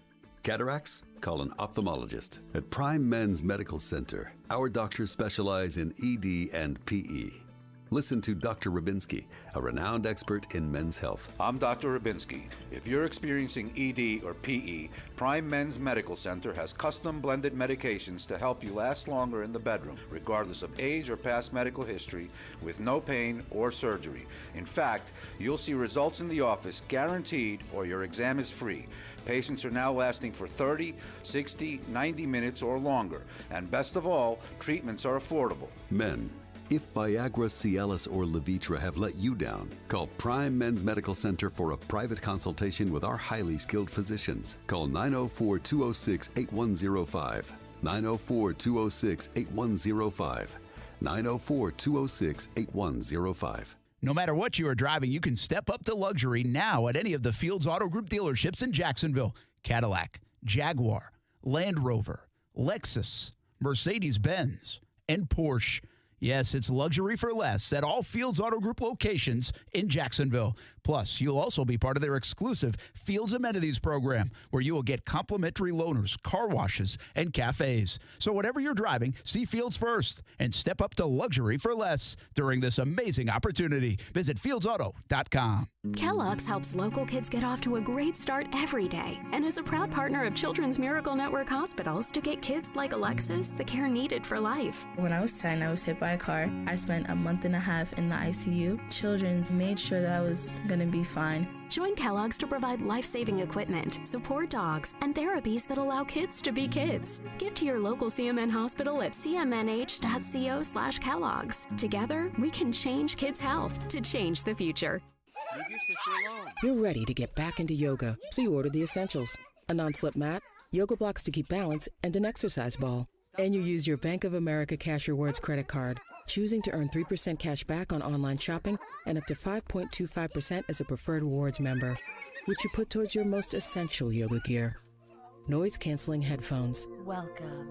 Take a deep breath. Breathe. Apply for yours at bankofamerica.com/more rewarding. Copyright 2020 Bank of America Corporation. This is Action Sports Jacks on ESPN 690. Welcome into the show, a name you know. If you've been listening and watching ESPN for a long time, I know you know him. We're going to call him one of the forefathers, if you will, of sports radio, Mike Greenberg. Thank you. Forefathers is an interesting, that's fascinating. Every day as I talk to more people, I get older and older. So that's kind of funny. Listen weekdays from 3 to 6 p.m. in your car or stream them, ESPN690.com. So Gardner and I had a conversation, and we were just working through, what would be the best situation for him. At the end of the day, we talked, and it was on my plate, and we just felt that, hey, listen, another day of working with the strength and conditioning coaches, rather than being out there on Sunday, was a good situation for him. So that's how we came to that decision. All right, let's talk a little football for a moment. I want to get into the Doug Marrone part of this whole equation in just a bit, but we'll give the heavy topic of the Jags making a change a rest for a few minutes. A couple of things going on in the NFL, by the way. They might postpone that Ravens-Steelers game again. Yeah. This is a longer conversation probably for tomorrow. We'll get a lot of stuff with the Jags today. But just Cliff's Notes version. College football in the NFL, should they almost shut down for a week? Couple weeks, yeah. I don't know. I don't know if I believe it. I'm just asking the question.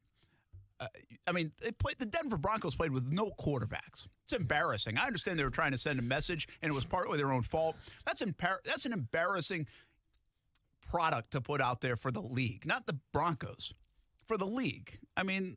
There's got to be some sort of integrity involved in what you're putting out there. Yeah, what are we doing? This is a National Football League. Yeah, that was bad. And now the Ravens-Steelers thing, I think you have to be flexible. I think Mike Tomlin's been very good, but now I'd start getting ticked off if I'm the Steelers. How much am I supposed to move my stuff around for these teams? They had to do this with the Titans once, and now the Ravens. Here we are again. Yeah. I'm not feeling bad for the Steelers. They're undefeated, but should they be playing right now? Maybe just put stuff on pause for a week and a half and get it cleaned up. I know.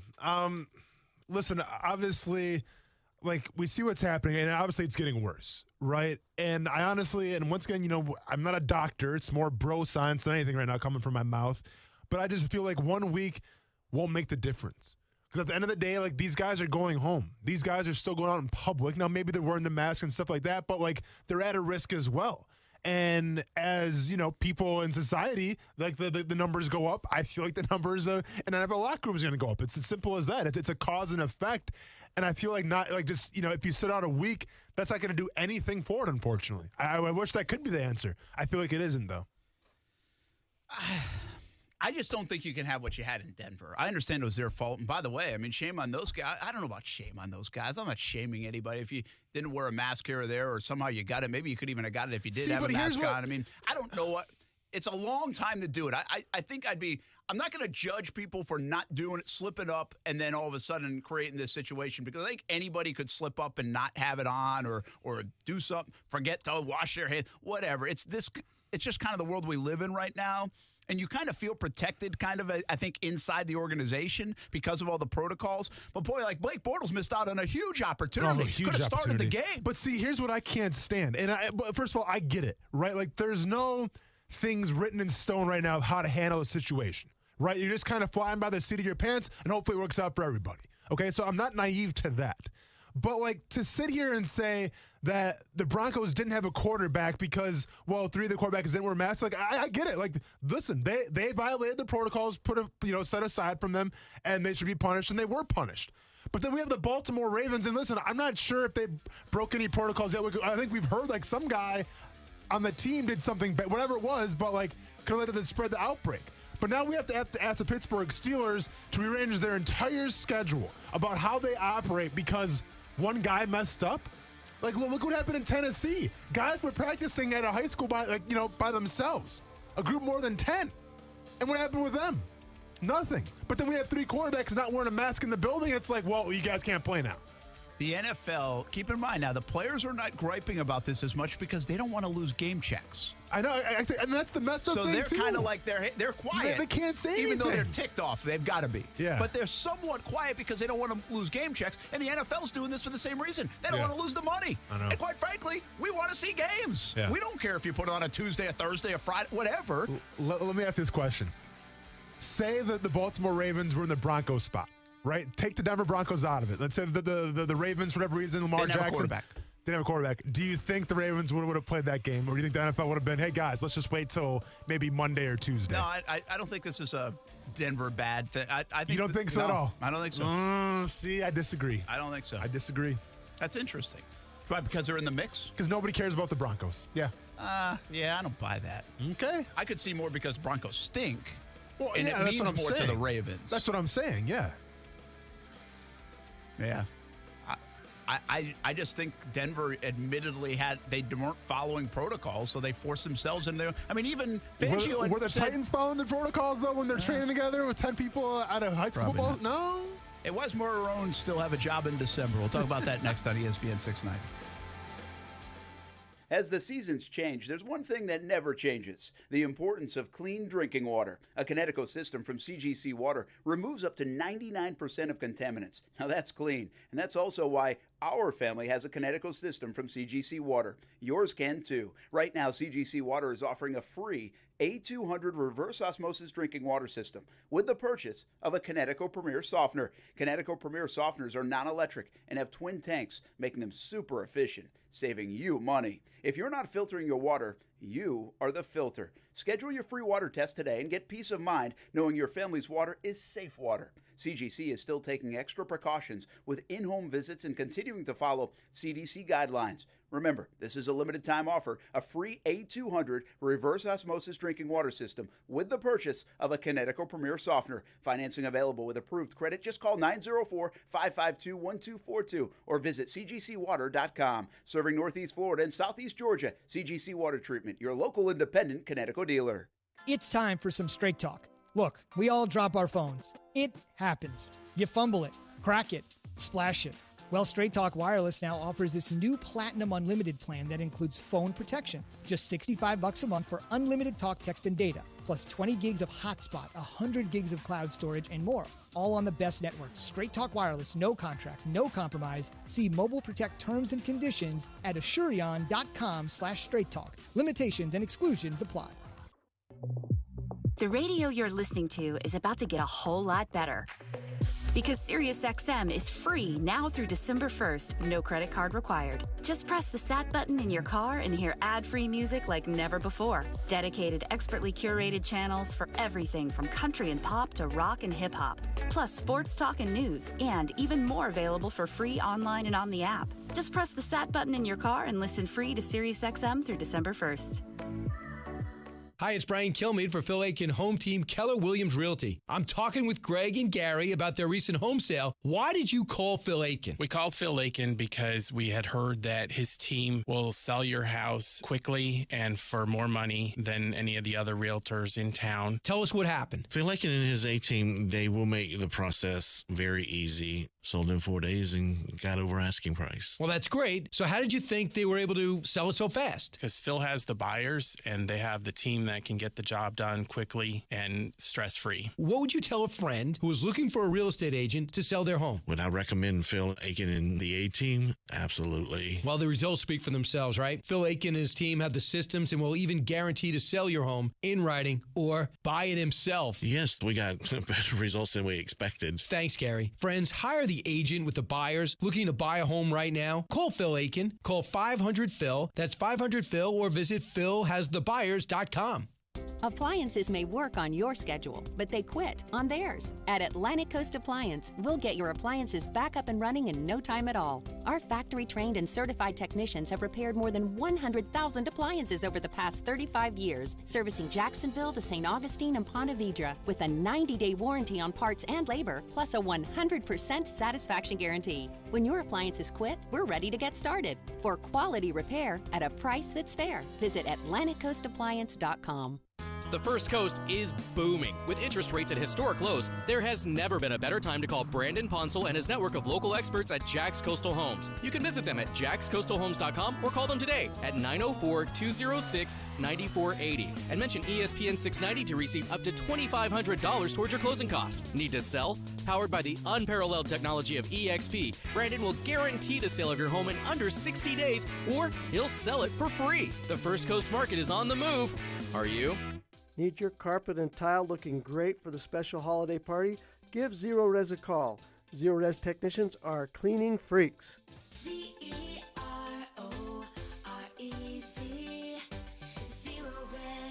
Alexa, how do I drive more customers into my business? First, people will need to hear about you. Then you need to be online where they look for you. Then you need to... I don't have time for that. I need to run my business. Okay, searching for a local team that can help. Local Solutions. Visit JacksonvilleLocalSolutions.com today. I'm Christine Lisi with breaking news from ESPN's Adam Schefter. The Ravens-Steelers game scheduled for tomorrow night has been postponed to Wednesday by the NFL. It is the third postponement for the matchup. Baltimore currently dealing with a COVID-19 outbreak. Even with rookie Jalen Hurts getting a noticeable increase in first-team reps at quarterback, Carson Wentz is still expected to start tonight for the Eagles against the Seahawks on Monday Night Football. If Wentz struggles again tonight, he could wind up on Philadelphia's bench, says our Keyshawn Johnson. You're not going anywhere with a guy turning the ball over, incompleting balls, bouncing them at the receiver's feet. You're not going anywhere with that. And if I'm Doug Peterson, I know I'm not going in there with that. So now I'm just going to move on to Jalen Hurts and see if he can add a spark. Keyshawn of Keyshawn Johnson, Jay Williams, and Zubin Mehenti. Monday Night Football coverage 8 Eastern, ESPN TV, and the ESPN app. ESPN's Jordan Ronan reporting an MRI on Giants quarterback Daniel Jones showed a hamstring strain that will likely force him to miss some time. There is optimism, though. His absence won't be long-term. Colt McCoy would play in his place. With thousands of locally owned Napa stores across the nation, chances are that wherever you call home, they do too. So whether you stop by a local Napa Auto Parts store, Napa Auto Care Center, or visit Napa online, you can count on Napa know-how.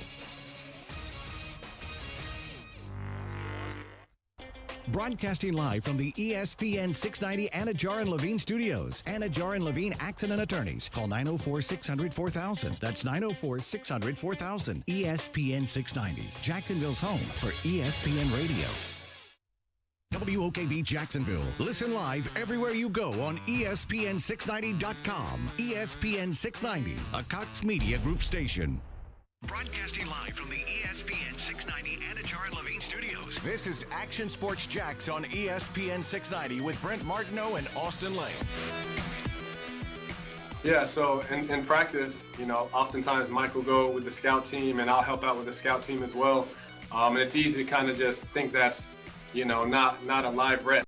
Approach it with, it's an opportunity to get work in, then you're building chemistry even in practice. And when our numbers called in the game, I feel like it shows. So you just got to take every rep in practice serious, whether you're going with the ones, twos, scout team, whatever. And I feel like that's what we were doing. So Colin Johnson right there had a big day for the rookie out of Texas.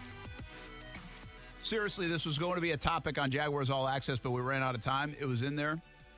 It was, where is Colin Johnson? That was going to be the end of the show topic. Yeah. Last Wednesday when we did the show pre-Thanksgiving, and bam, he goes, has a big game on Sunday. That's good. That's another nice sign. Man, Jags played hard in that game again. I'll say that about Doug Marrone, man. He's got them playing hard. Mm-hmm. I mean, they are. That was a big E right there. It wasn't a big L. It was a big E. We're still, what drives me crazy, right? That's why we're doing it. Yeah, I got you. That was entertaining as hell. Entertaining as hell. Yeah, it was all right. It was still. Can we address the analytics now? Yeah, we'll get to that in a moment. But okay. You just have to, I had Chris Patterson, former UNF hoop star, stop over today. Cool. And he was like, the sun is shining brighter today. One, because I think he was happy that Dave Caldwell, they're starting to make changes. Okay, I got you. And two, because right now, Jags fan who's been rooting for wins and wins and wins for so long and come up empty and empty and empty and feel so bad. Yeah. Right now, they're rooting for something and it's actually being fulfilled. Yeah. Like, in a way, it's like, this is kind of fun. Yeah. It's like we're rooting for entertaining games and close losses to get the big pick, and they're actually doing it. Yeah. Yeah. Let's do this every year. Yeah. Listen, you know how I feel about it, man. All right. Entertaining losses don't mean nothing to me. Means bupkis, if you will. But I'm glad you're having fun. This just in from the NFL. We were just talking about it. Well, yeah, what's going on in fantasy football? Steelers and Ravens pushed to Wednesday. Yeah. Did you tell me that if you're in fantasy football, then from my understanding, Ravens and Steelers, you might not be able to use them. So I hope you made changes. Well, because I have Benny Snell getting ready. Here's my problem. I got Benny Snell right now on the bench, just chomping at the bit because James Conner's out. Yeah. Benny Snell ready to have a big game, ready to have a huge game against the Ravens. Calais Campbell, I think, is still out, so I heard something in the run game. Yeah, Benny Snell gonna have a huge game. Well, I got him in my bag. I'm waiting for him to go on Tuesday, and now he's not going to go until Wednesday, possibly. I'm not sure if I can play him or not. Now I have Greg Ward on my bench going tonight. Like, do I play Greg Ward now and get, 5 points with Carson Wentz and the Eagles? Or do I risk it for the biscuit and go with Benny Snell? By the way, I'm down by 15 points. I have to go with Benny Snell regardless, unless Greg Ward can give me 15 points. I don't know, Brent. Mental gymnastics. With Jalen Hurts getting a lot of the snaps, apparently. Yeah. So I'm not sure I'm asking you either, because you're horrible at fantasy, so I'm not sure what I'm asking. Horrible. I'm kicking butt. And consolation bracket. So far, I got consolation bracket, Brett. That's what they're calling you in the streets. By the way, ESPN's probably fielding more frustrated calls about how we're an ESPN are you going to allow this game. So tell us first. What? Can we get Matthew Berry on the horn? Get him on the show right now. I got to know, Matthew. What's going on Listen, here? You had all weekend. You had games you knew was in flux. You could have changed your lineup. I have Lamar Jackson as my starting quarterback. You do. I had to make a move. Yeah. I made a move. But if Benny you didn't Snell, make a move, that's on you, GM. But Benny Snell was chomping at the bit to go. Those Ravens, man, I tell you what. Just trot no quarterback out there. Do it with the Broncos. Trot no quarterback out there. Let the Steelers get that dub. Let Benny Snell go off, and we'll be happy. We spent a lot of time talking today about Dave Caldwell and the Jaguars firing the GM. Yeah. The other part of that statement from Shad Khan was interesting, is Doug Marrone is safe and the staff is safe through the end of the year. Did that surprise you at all? Yes, extremely. Listen, if you subscribe from the tanking philosophy, one could say, well, if you keep Doug Marrone, you don't get that bump when you fire the head coach and all of a sudden you play better because you play with something more. Like, you can make an argument and say that could be the case. But do you really think that this team right now, Brent, the way this personnel is set up, do you think they're going to fire Doug Marrone and all of a sudden they're miraculously going to beat the Baltimore Ravens, or they're going to beat the Colts at Indianapolis? Like, they're going to beat the Titans. They're going to beat the Vikings. I just have a hard time believing that. So, from my perspective, I probably would have made a couple more changes in terms of coaching, but I guess he's going to let him see it through. So be it. But I think it's a miscalculation. Yeah, I think here's the deal. There's a couple things going on here, and I don't believe, hey, Doug gives us the best chance of losing. I don't think Shad's thinking of that. Yeah. I think Doug has obviously not won enough games. I also think they are playing extremely hard for Doug Marrone. Again, I understand that's their job and all that stuff, but when it shows up and they look interested and, it does not feel like they're a team that's lost 10 in a row when they're out on the field. I've covered many Jags teams where it kind of feels like they're just dead. They're over it. Right? Yeah. And that's not the case. And that's easy to be like that, easier than you think.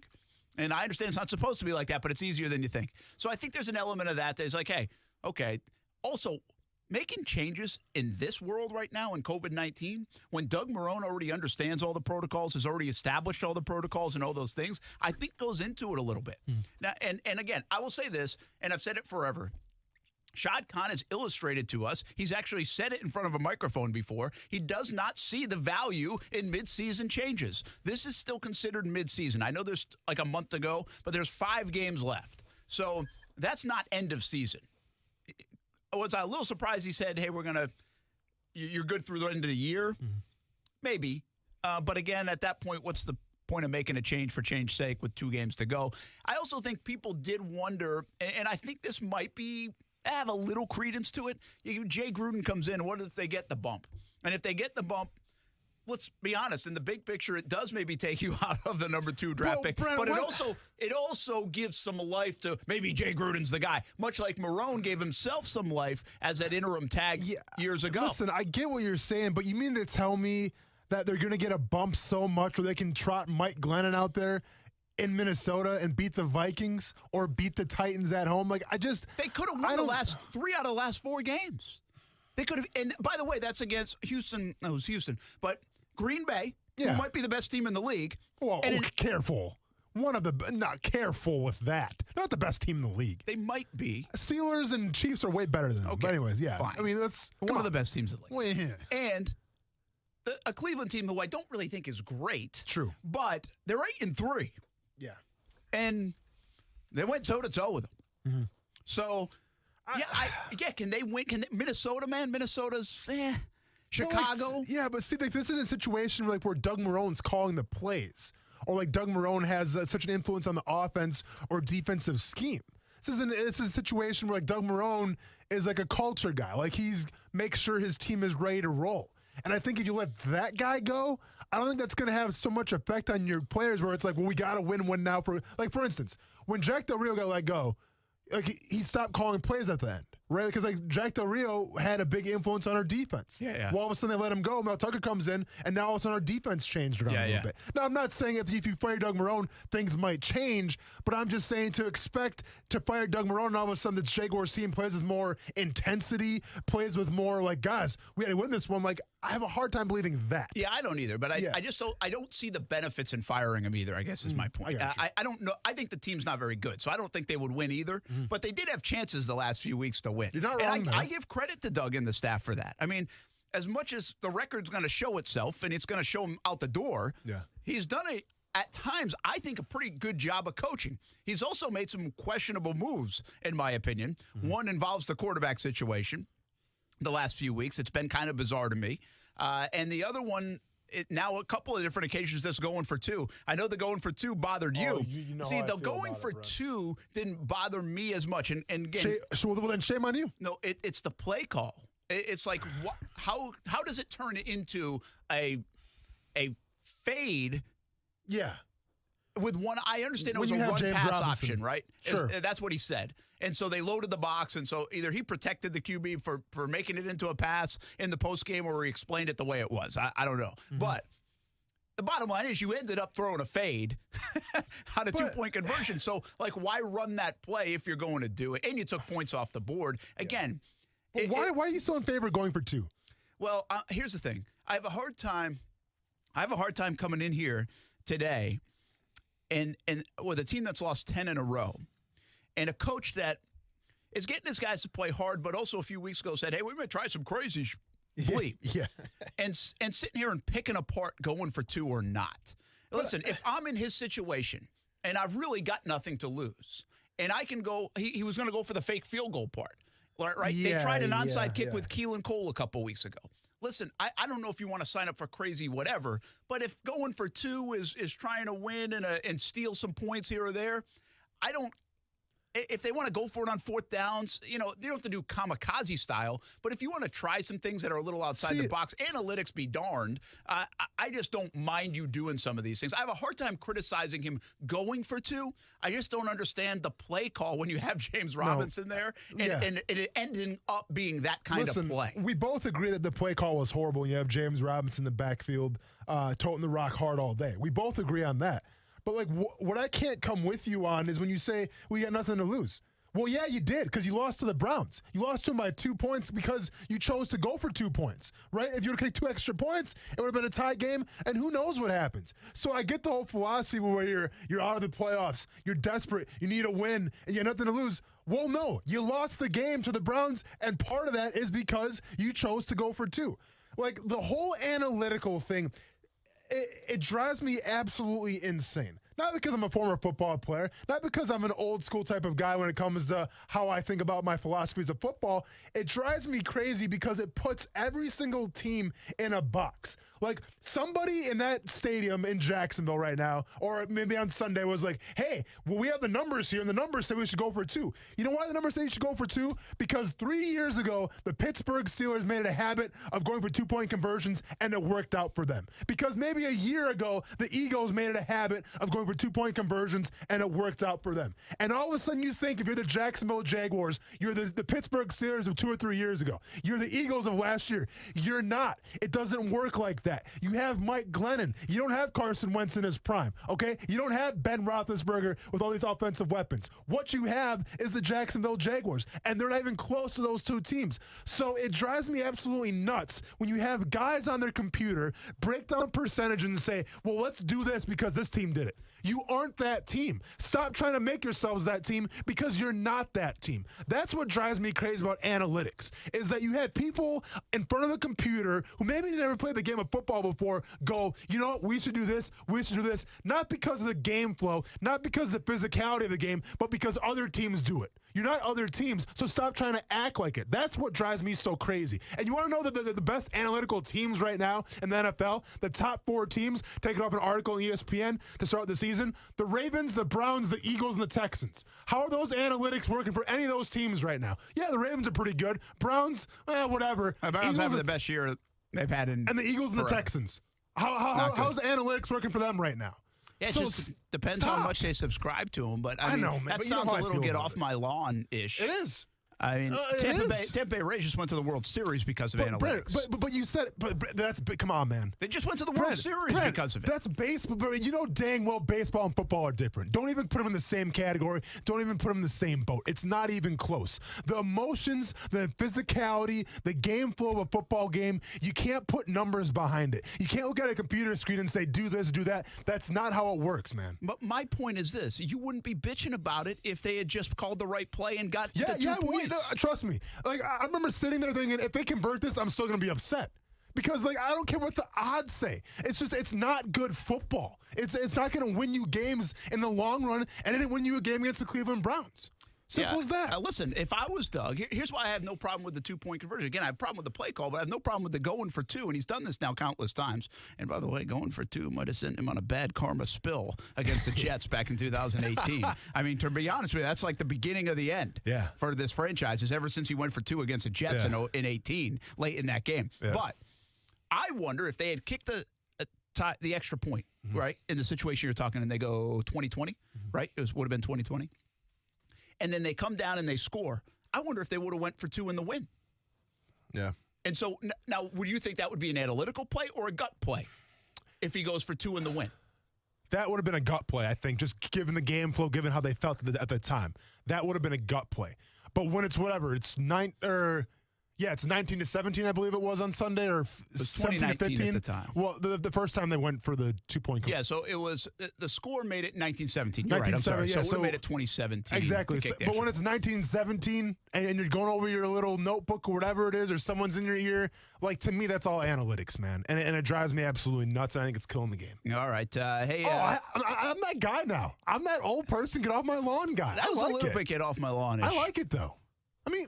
Whatever. You just got like some guy sitting behind the computer. Well, I'm just saying, like, hey, the guys sitting behind computers have done a lot of things. No, listen, and I'm not trying to make fun of nerds and dorks, man, because I'm probably the biggest dork that I know. So I'm not. I'm not saying that. Okay, well, I'm not saying that either. But all I'm saying is, if I'm Shad Khan and I'm taking on GMs right now, I'm interviewing people, and if one of them comes up and he's like, "Hey, well, I crunched these numbers here, and it turns out if we do this a couple times, we do this, and then we go for 2 here, outside kick here, don't punt here." If a guy does that to me as a GM, I'm kicking his laptop and saying, "Beat it, nerd." I'm going old school. Just hire me then. Well, for all the folks out there that don't want Tony Khan to be the next GM, you got a chance. I mean, well, no, but is Tony Khan going to be the next GM of the Jacksonville Jaguars, you think? The names people are throwing out there. Are they throwing them out? No, man.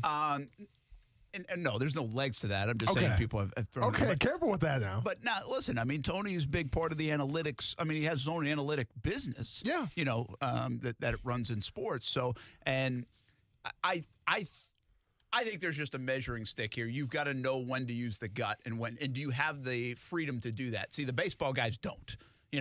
Kevin Cash doesn't have the freedom. They are all in on the numbers, and that's what they're doing. They're living and dying by them. But it's also a different game, though, Brent. It is a different game, but I'm just saying the football, to me, honestly, Joe Girardi, I believe, got fired in New York because he didn't believe in him enough. And so they said, okay, we're going to go with Aaron Boone because, hey, you can be a first-time manager if you believe in numbers. Okay, I will.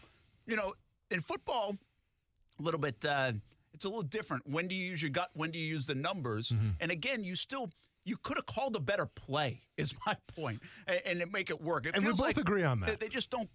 And when it works, people don't complain about it as much. That's the thing. What do the analytics say when you have Mike Glennon making his first start in the NFL, throwing the ball to Colin Johnson, making some of his very first reps in the NFL? What do the analytics say then? Yeah. Probably not that good, Brent. But it worked. It worked what? I thought you meant on the long touchdown. No, the long touchdown worked. I'm saying what the analytics say on this one. On this one. Well, listen. If you're going to throw a fade, at least they picked the 6'6" guy. That's a good point. The crazy thing, it wasn't really even a fade pass. It was like a bullet pass. Yeah, sure. Hey, Coos, we're ready for a little prize picks? Before we hit the break, how'd you do this weekend in prize picks? Been better. Now, I called Logan Thomas, right? Logan Thomas. I mean, come on.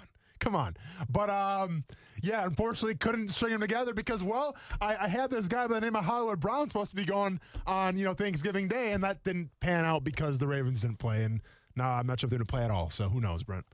But overall, thank you, Logan Thomas, but unfortunately I couldn't build a proper entry with him. Hey, if you're checking out our streams on the video, you can see that prizepicks.com, the PrizePicks app. Put the promo code in JAX, J-A-X, and you can get a 100% match on your first $100.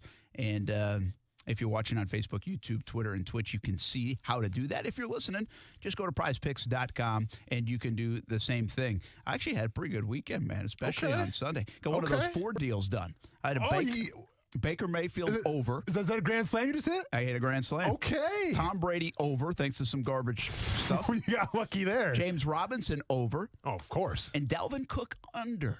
You went Dalvin Cook under. He had been lighting it up, man.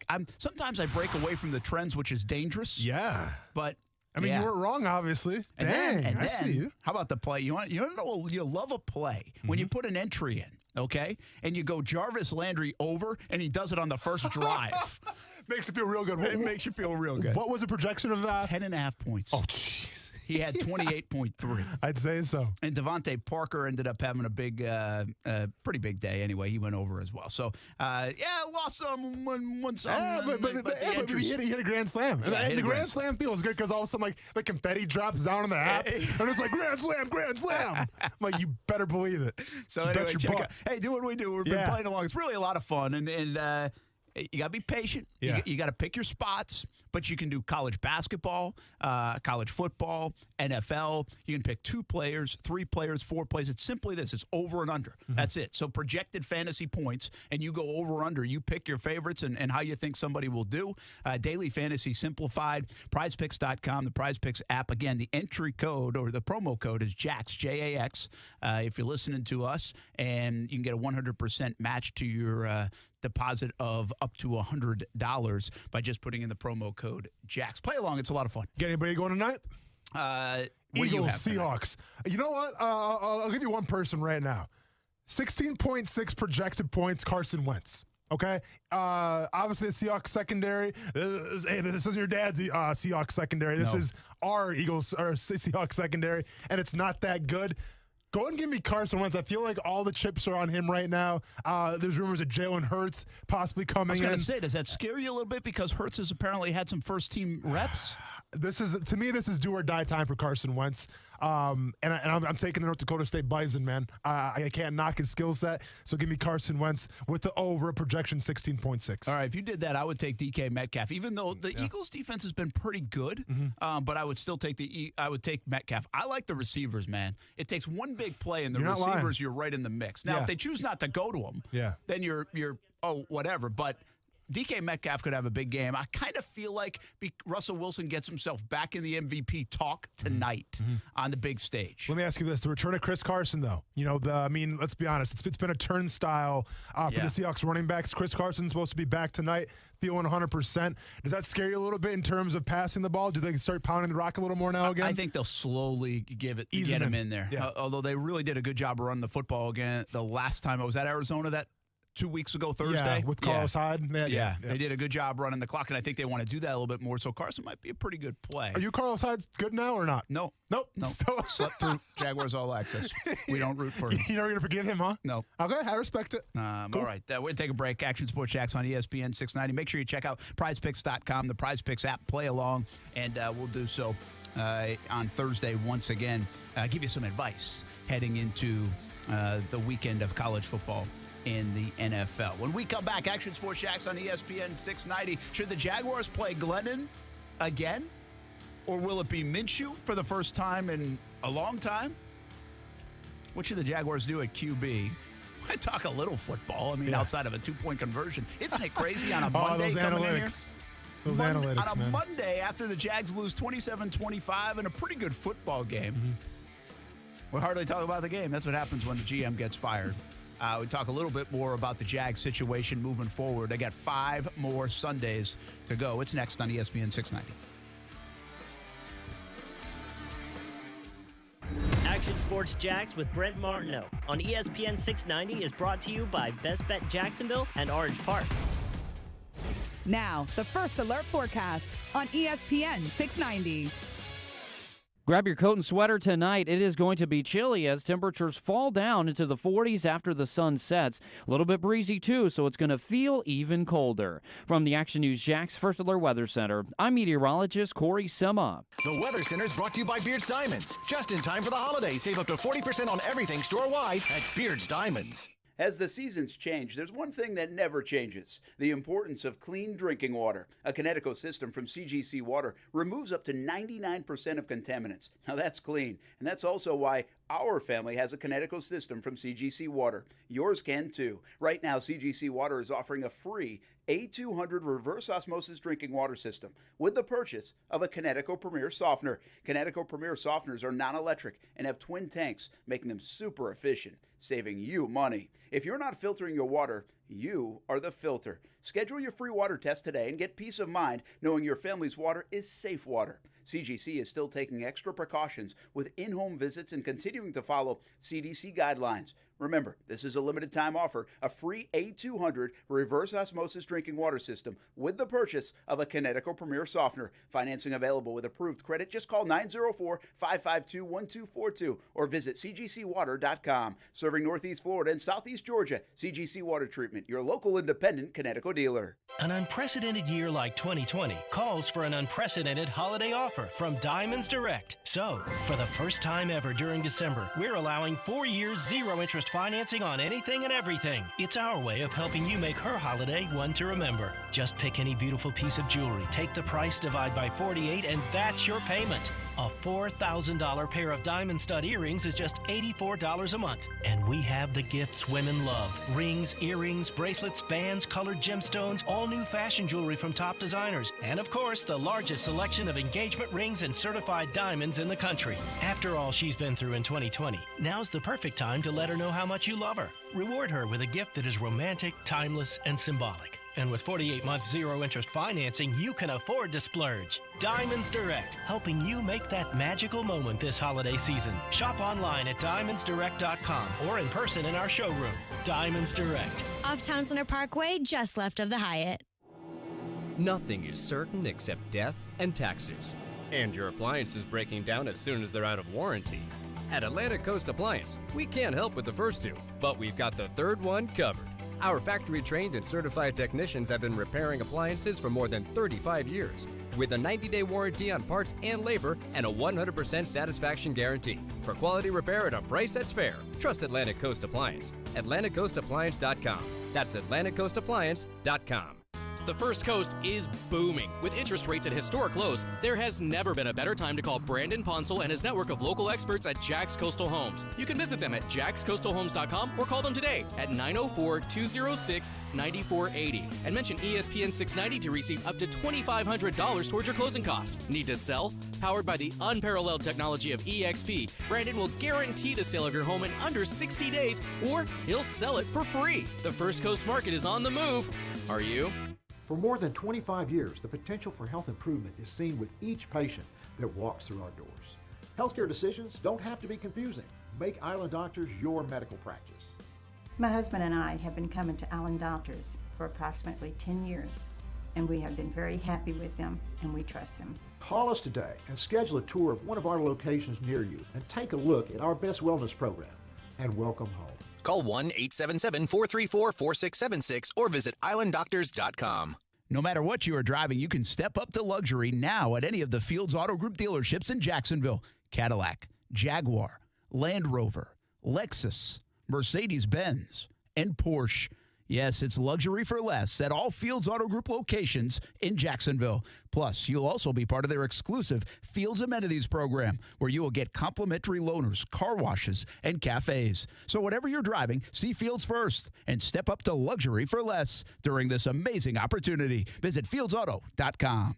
Once-in-a-lifetime holiday savings continue at Beard's Diamonds. Save now through Christmas up to 40% off. Yes, 40% off. All GIA certified loose diamonds, all designer settings, pendants, engagement rings, everything store-wide is on sale up to 40% off. If you're popping the question soon, celebrating a big anniversary. Make this a holiday she'll never forget. These never-before savings will end December 24th. Beard's Diamonds at the St. John's Town Center.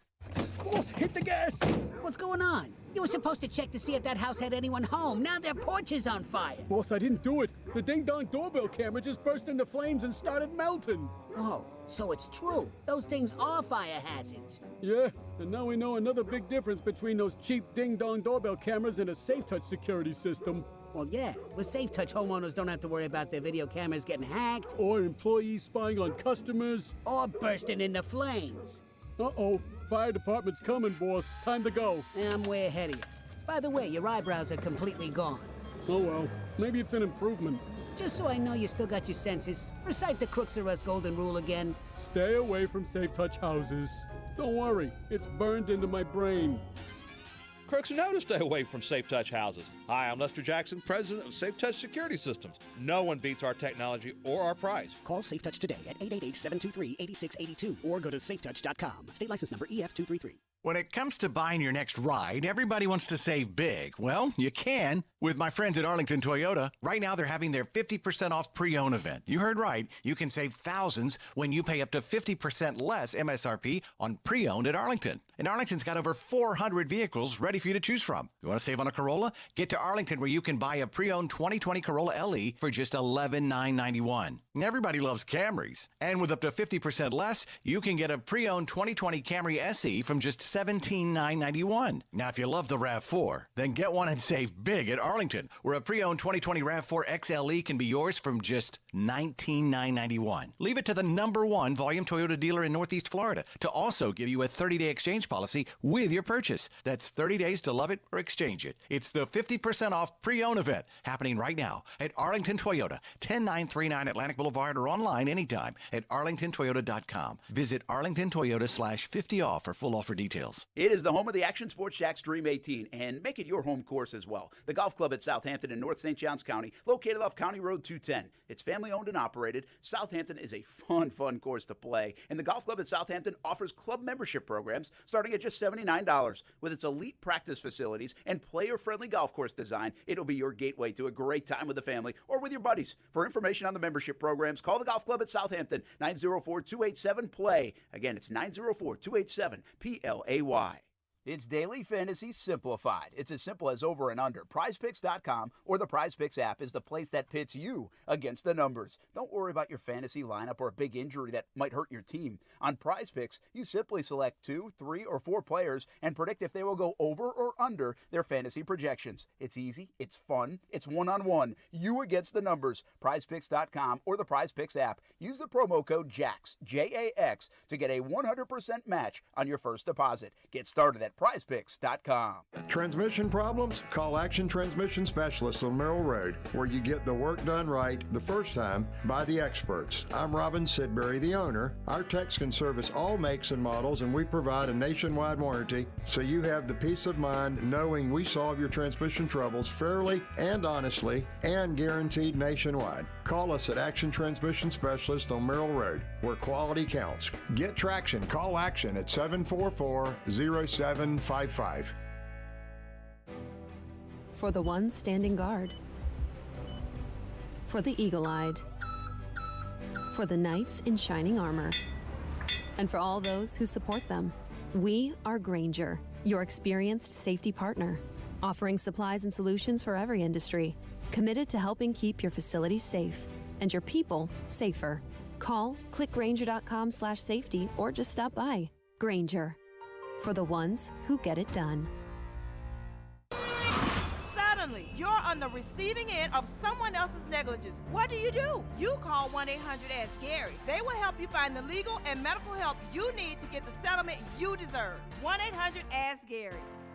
ESPN 690 wants you to shop the 904. And by doing that, you keep most of the money and jobs right here on the First Coast. Plus, local businesses give our community its uniqueness and character that makes living on the First Coast so great. Shop the 904.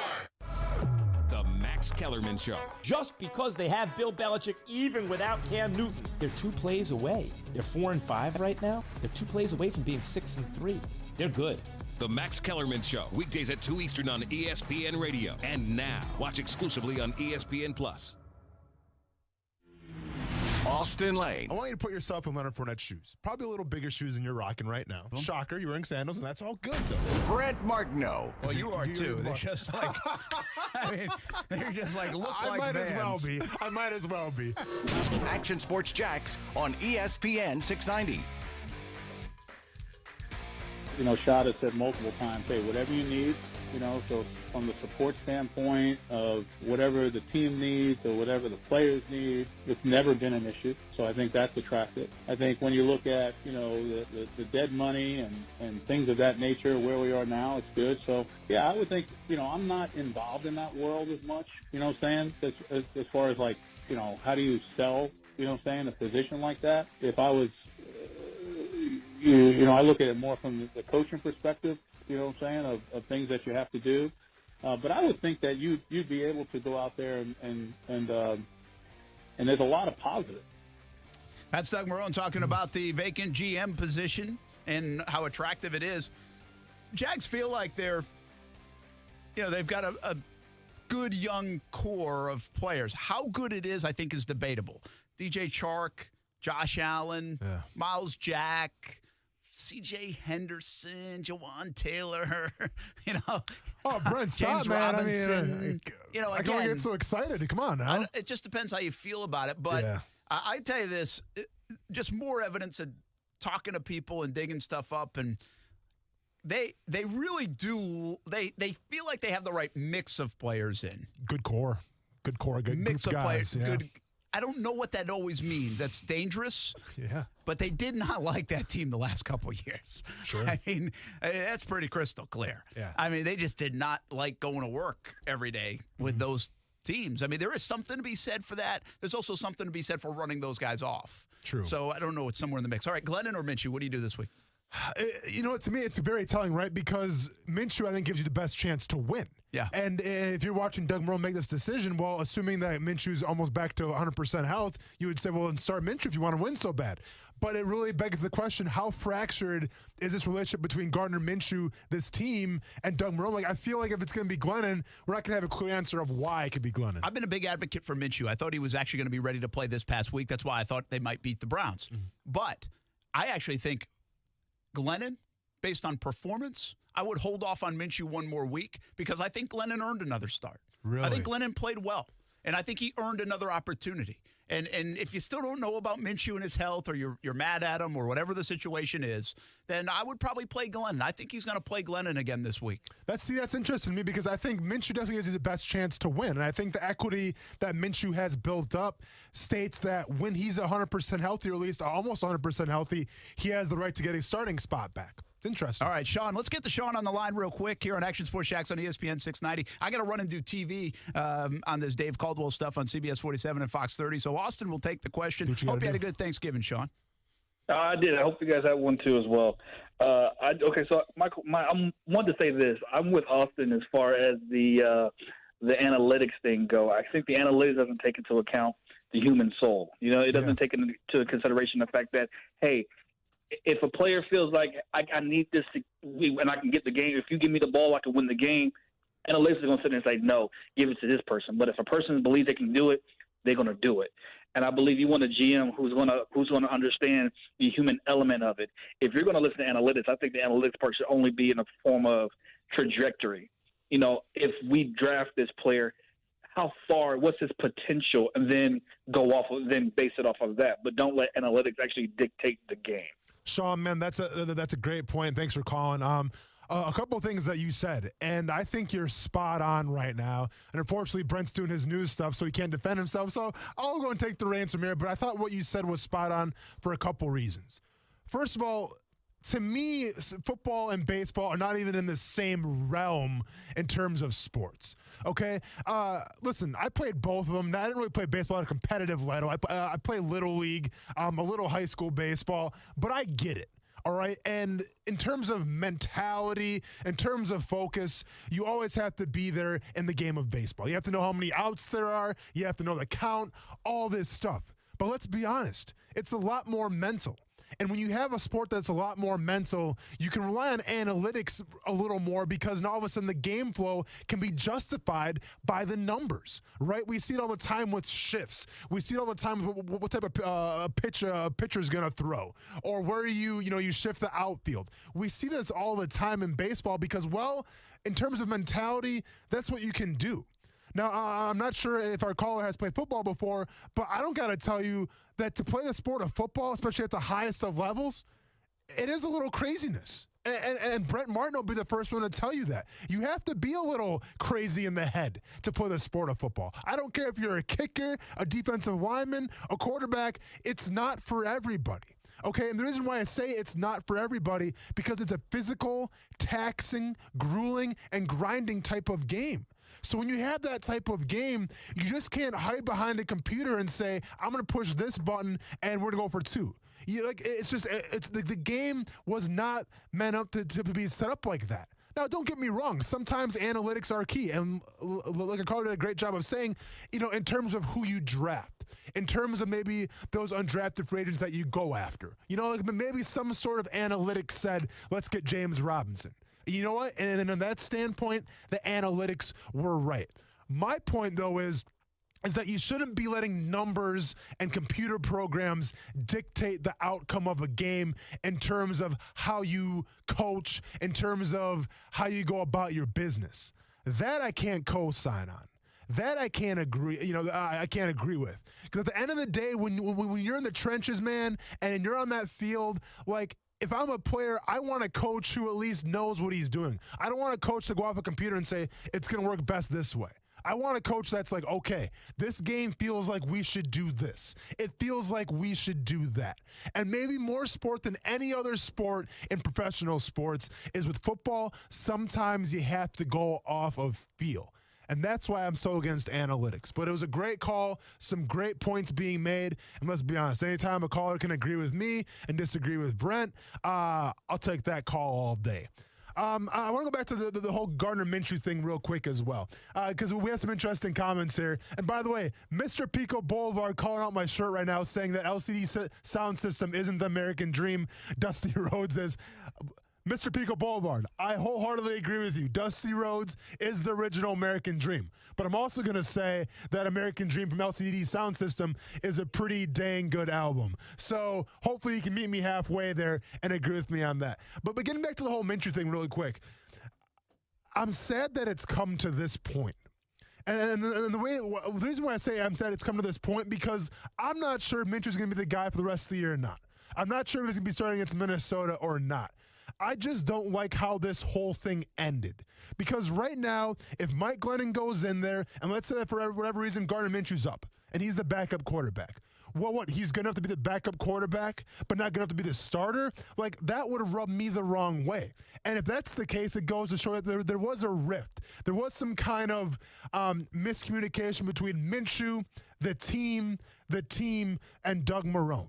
And while I say what you want to say about Gardner Minshew in terms of his performance on the field, I've been nothing but a fan of the guy off the field in terms of how he's handled himself, how he's carried himself, the way he answers questions. He brought some personality back to Jacksonville, and he kind of put Jacksonville on the map for just a brief stint. So I hope that it ends at least in a civil manner, but I feel like if they go with Glennon going forward and Minshew's going to be the backup, that's not going to end that well. Yeah, I don't know, man. Here's the deal. Did you see Minshew bought a house? I did see that, yeah. So he's under contract for the next couple of years. I actually feel pretty good about the Jags' quarterback situation moving forward because they're going to get a young player that you're going to believe in. Yeah. You know, whether he's good or not, we won't know. But you're going to believe in him. And I mean, Minshew as a backup QB is a great situation. Yeah. And I don't know, Glennon, I think it's just a one-year thing. But even Luton getting some experience now, you have some depth at the QB. And by the way, very inexpensive depth. True. So it's like, okay, I can check that box. Basically, by 8:15 on April 30th or whatever the draft night is on that Thursday night, you will have your quarterback room all set. Yeah. And you don't even have to worry about it from a dollar standpoint or anything else. I think it's a nice situation to have. And I still don't know if we know the full story on the Minshew stuff and as to how it relates. I would expect him to play again this season. In one of these last 5 games. I just don't know if it will be this week. We have Rob on the line right now. Let's get to Rob. And apologies, I was doing some TV, so I don't know what topic you want to talk about. What's up, Rob? Hey, guys. First of all, I want to say I love the show. I live here in Vegas, and I listen every day. You guys do an awesome job. But I want to talk about, you guys are talking about analytics. I 100% agree with Austin. One of the things that bothered me was we had that fumble recovery and we scored the touchdown, and it felt like we had all the momentum. And then when we didn't get the 2-point conversion, it felt a little deflating. And I think that carries on to the team and can kind of really bring everyone, kind of change the momentum a little bit. And I remember a few years ago when Blaine Gabbert was here reading an interview with Tony Khan. And he talked about how the analytics show Blaine Gabbert's passer rating on third down was like top 10 in the league or whatever. But if you watch it, a lot of it was just dump off to the backs or, you know, conversions like late in the game in garbage time. Like, it wasn't winning football. So it's like you can manipulate the analytics and the numbers in so many different ways that don't actually serve you necessarily in winning the game. I just wanted your guys' thoughts on that. Yeah, Rob, it's a good call. Thanks for listening all the way from Vegas, by the way. I got to make it to Vegas. Still never been. And put them on the roll call list. Put them on the roll call list. Las Vegas. It's interesting, this many comments about the analytics. It's fascinating. I don't disagree with you, okay? Listen, I've got to be crystal clear. I would probably debate this way more, like spend an hour and a half on it, if they were 6-5. They're 1-10. Like, it doesn't matter to me that they went for 2. Like, it really doesn't in the grand scheme. I understand what you're saying. The analytics, you can certainly spin numbers, no doubt. I can find you some good numbers. Sure, anybody can. Analytics do not take the heartbeat into consideration. They just don't. And I think we saw it in the World Series, to use that comp again, because the Rays are so fresh in our mind from having success with analytics. But pulling Snell out of that game, at that time, it was Snell, right? Yeah. Out of the game, didn't make any sense in anybody's. It's like, hey, computer, you have no emotion, right? Like, you can't feel it. And I think that's what Rob's saying right there. It's like, you have the momentum. If you miss it, kind of like why everybody hated Jason Myers kicking around here for a while. It's like you score a touchdown, then boom, miss the extra point, and it almost stalls the momentum. I'm not sure I'm 100% believer in that, but I understand what you're saying. Well, and at the end of the day, too, like, it's, and then, you know, the whole Snell example, it's it's a great, it's a good comparison. And it was a great call by Rob here. But, and I kind of echo on this a little bit when you're doing your whole video thing for the news, where I'm saying the sport of baseball, I get why it's so analytical. Because I played the sport. It's such a mental game, Brent, right? It can be emotional at times, but you can't, lose yourself in the game of baseball, right? If a batter, hit a home run and, tore off his shirt and, people be what are you doing? Or, somebody, a game-winning triple, maybe that could justify it. But my whole point is, listen, the game of football, you can't be normal to play that game. You said it yourself. You have to be a little crazy. You are. And that craziness, that emotion, that physicality, that's not on the analytical spectrum. That's not on the computer screen. That doesn't fit the math. You can't bottle that. So to sit here and say, well, let's go off a screen, let's go off of some numbers and say, let's go for 2, okay. But, you got to take into account the emotion, the physicality, and the game. Yeah, I just think you have to be careful to match the computers with how you feel at the moment. Sure. If you think you should go for it on 4th and 1, well, then you feel okay because you picked the right play and you made it. See, I told you should go for it on 4th and 1. It's sometimes you got to separate from that. Now, what you said earlier was, hey, I was going to be mad about this play no matter what. I didn't like the idea. Yeah. And it's a hard thing to do in live action, but how did you feel going into it? Yeah. And sometimes there'll be a timeout and you'll be like, listen, I don't like the idea of this. Or sometimes you can say, listen, Cleveland, Stefanski, how can I hope he's getting ridiculed for going for it on 4th down. Yeah. Did the numbers say that? Why did he go around the for it? league, Brent? And that's why, I was so upset when the Jaguars didn't go for 2. I mean, and maybe they got it, maybe it worked out, but guess what? I've seen this story too many times, I feel like. And I've seen this story too many times where it doesn't work out. And it seems like this year more than any other year, for whatever reason, the analytics are saying to go for it on 2. The analytics are saying don't kick a field goal. Don't put points on the board. Risk it for the biscuit. Whatever. This year seems to be more than any other year where they're doing this. And I don't understand why. I can't get a straight answer of why all of a sudden these analytics are so big. I don't know if it's a pyramid scheme where all of a sudden somebody at IBM got an inside track to the NFL and now they're going off the analytics. I don't know what the deal is. I just don't like what the game's turning into because of it. Yeah, I mean, I think it's a trendy thing. And what I believe, and I remember having this conversation when it comes to the analytics part, is if you believe in it, believe in it. Yeah. Don't be wishy-washy on it. And that's why I give the Rays credit. Again, I know it's a different sport, but they're the best example.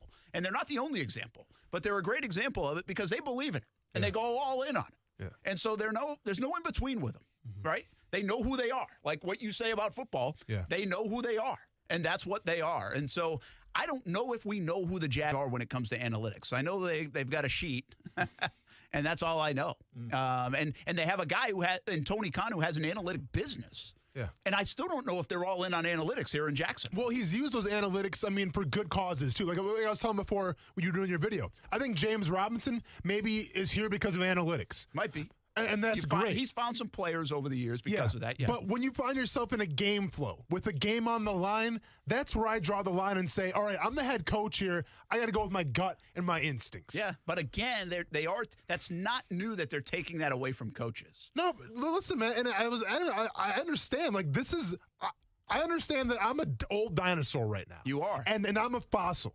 And I'm not going to come It's like you're wearing Skechers instead of Vans. Yeah, by the way, that's a whole other argument, by the way, too. But just go and wear 2 middle fingers on your feet next time and say, you know what? I don't care about my job. I don't care about the news part, the radio part. I'm wearing Skechers today. That's what Brett Martineau's doing. I'm just live on TV in Skechers. Unbelievable, man. Someone's got to eventually have a sit-down with you and talk about your goals here coming up.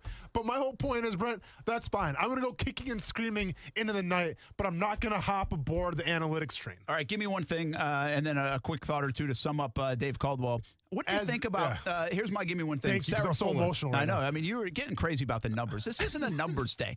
Sarah Fuller, well, appreciate the calls. And love from Vegas. I love it. Mm-hmm. Sarah Fuller, first woman to play in a Power 5. Yeah, that's awesome. What did you make of it? I thought it was awesome. Yeah. I watched almost an entire Vanderbilt game. Yeah. Much to my dismay. Hey, spoiler alert, not sure if you knew this, Vanderbilt Horrible. Terrible. Horrible team. Yeah, Derek Mason fired after the game, too. Should have put her at halfback or at quarterback because that whole team was... I can't believe they couldn't get her even in position to kick a field goal. You couldn't even set up for success? Listen, but it's awesome. I think it's great, man. I'm going to tell you, I'm going to be fully honest. Listen, here we go. You have to say it's a great story. Because it is. Well, here we go. It's a cool story. Yep. Hit me with it, Brent. Let's go. I'm just going to be honest. Yep. I'm going to be honest. I was sitting there, and we're actually eating in Charleston, and we're kind of keeping an eye on it on ESPN. Yeah. And I'm thinking to myself, I'm like, is this being a little bit overblown? She had to kick off in the game. Like, I get it, but she had to kick off. Like, I would have felt, I'm like, should I feel a little better about this if she kicks an extra point or a field goal?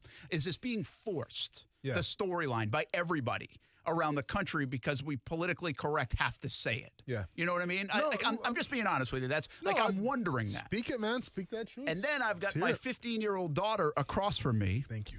And she is checking her phone every 2 minutes to see where Vanderbilt is on the field. And I was like, huh.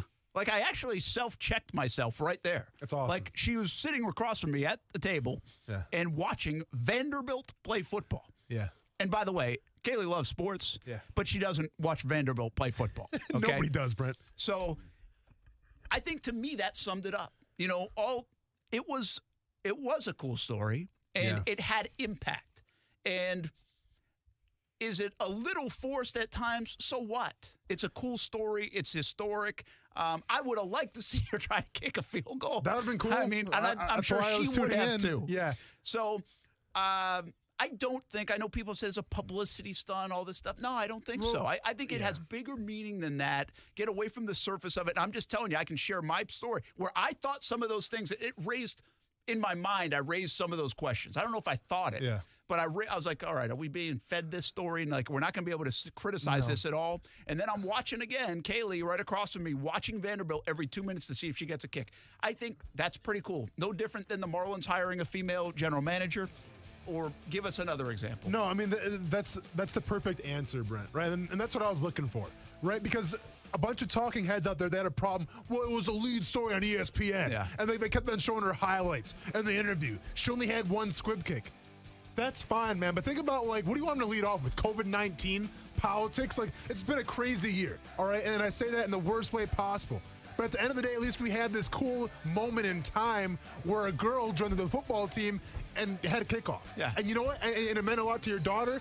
And if you have a problem with ESPN showing it for the first thing of their highlight, it wasn't meant for you. Yeah. It was meant for those little kids out there watching it. So props to ESPN for doing that. All right. I mean, we could have watched Mike Tyson and Roy Jones Jr. I mean, see? Well, and trust me, and I have a lot to say about the whole Nate Robinson thing. Tomorrow. We'll break it down tomorrow, man. I got some thoughts about that Jags as well. Report Live coming up tonight at Fox 30. We'll talk more about the Dave Caldwell departure. Live, local, loud up next on ESPN 690. Boss, have you heard the latest about the ding-dong doorbell cameras? What, more employees spying on customers? Nope. Hackers again? No, boss, this time they had to recall over 350,000 video doorbells. Recall? What happened? A bunch of them caught fire. Whoa, unbelievable.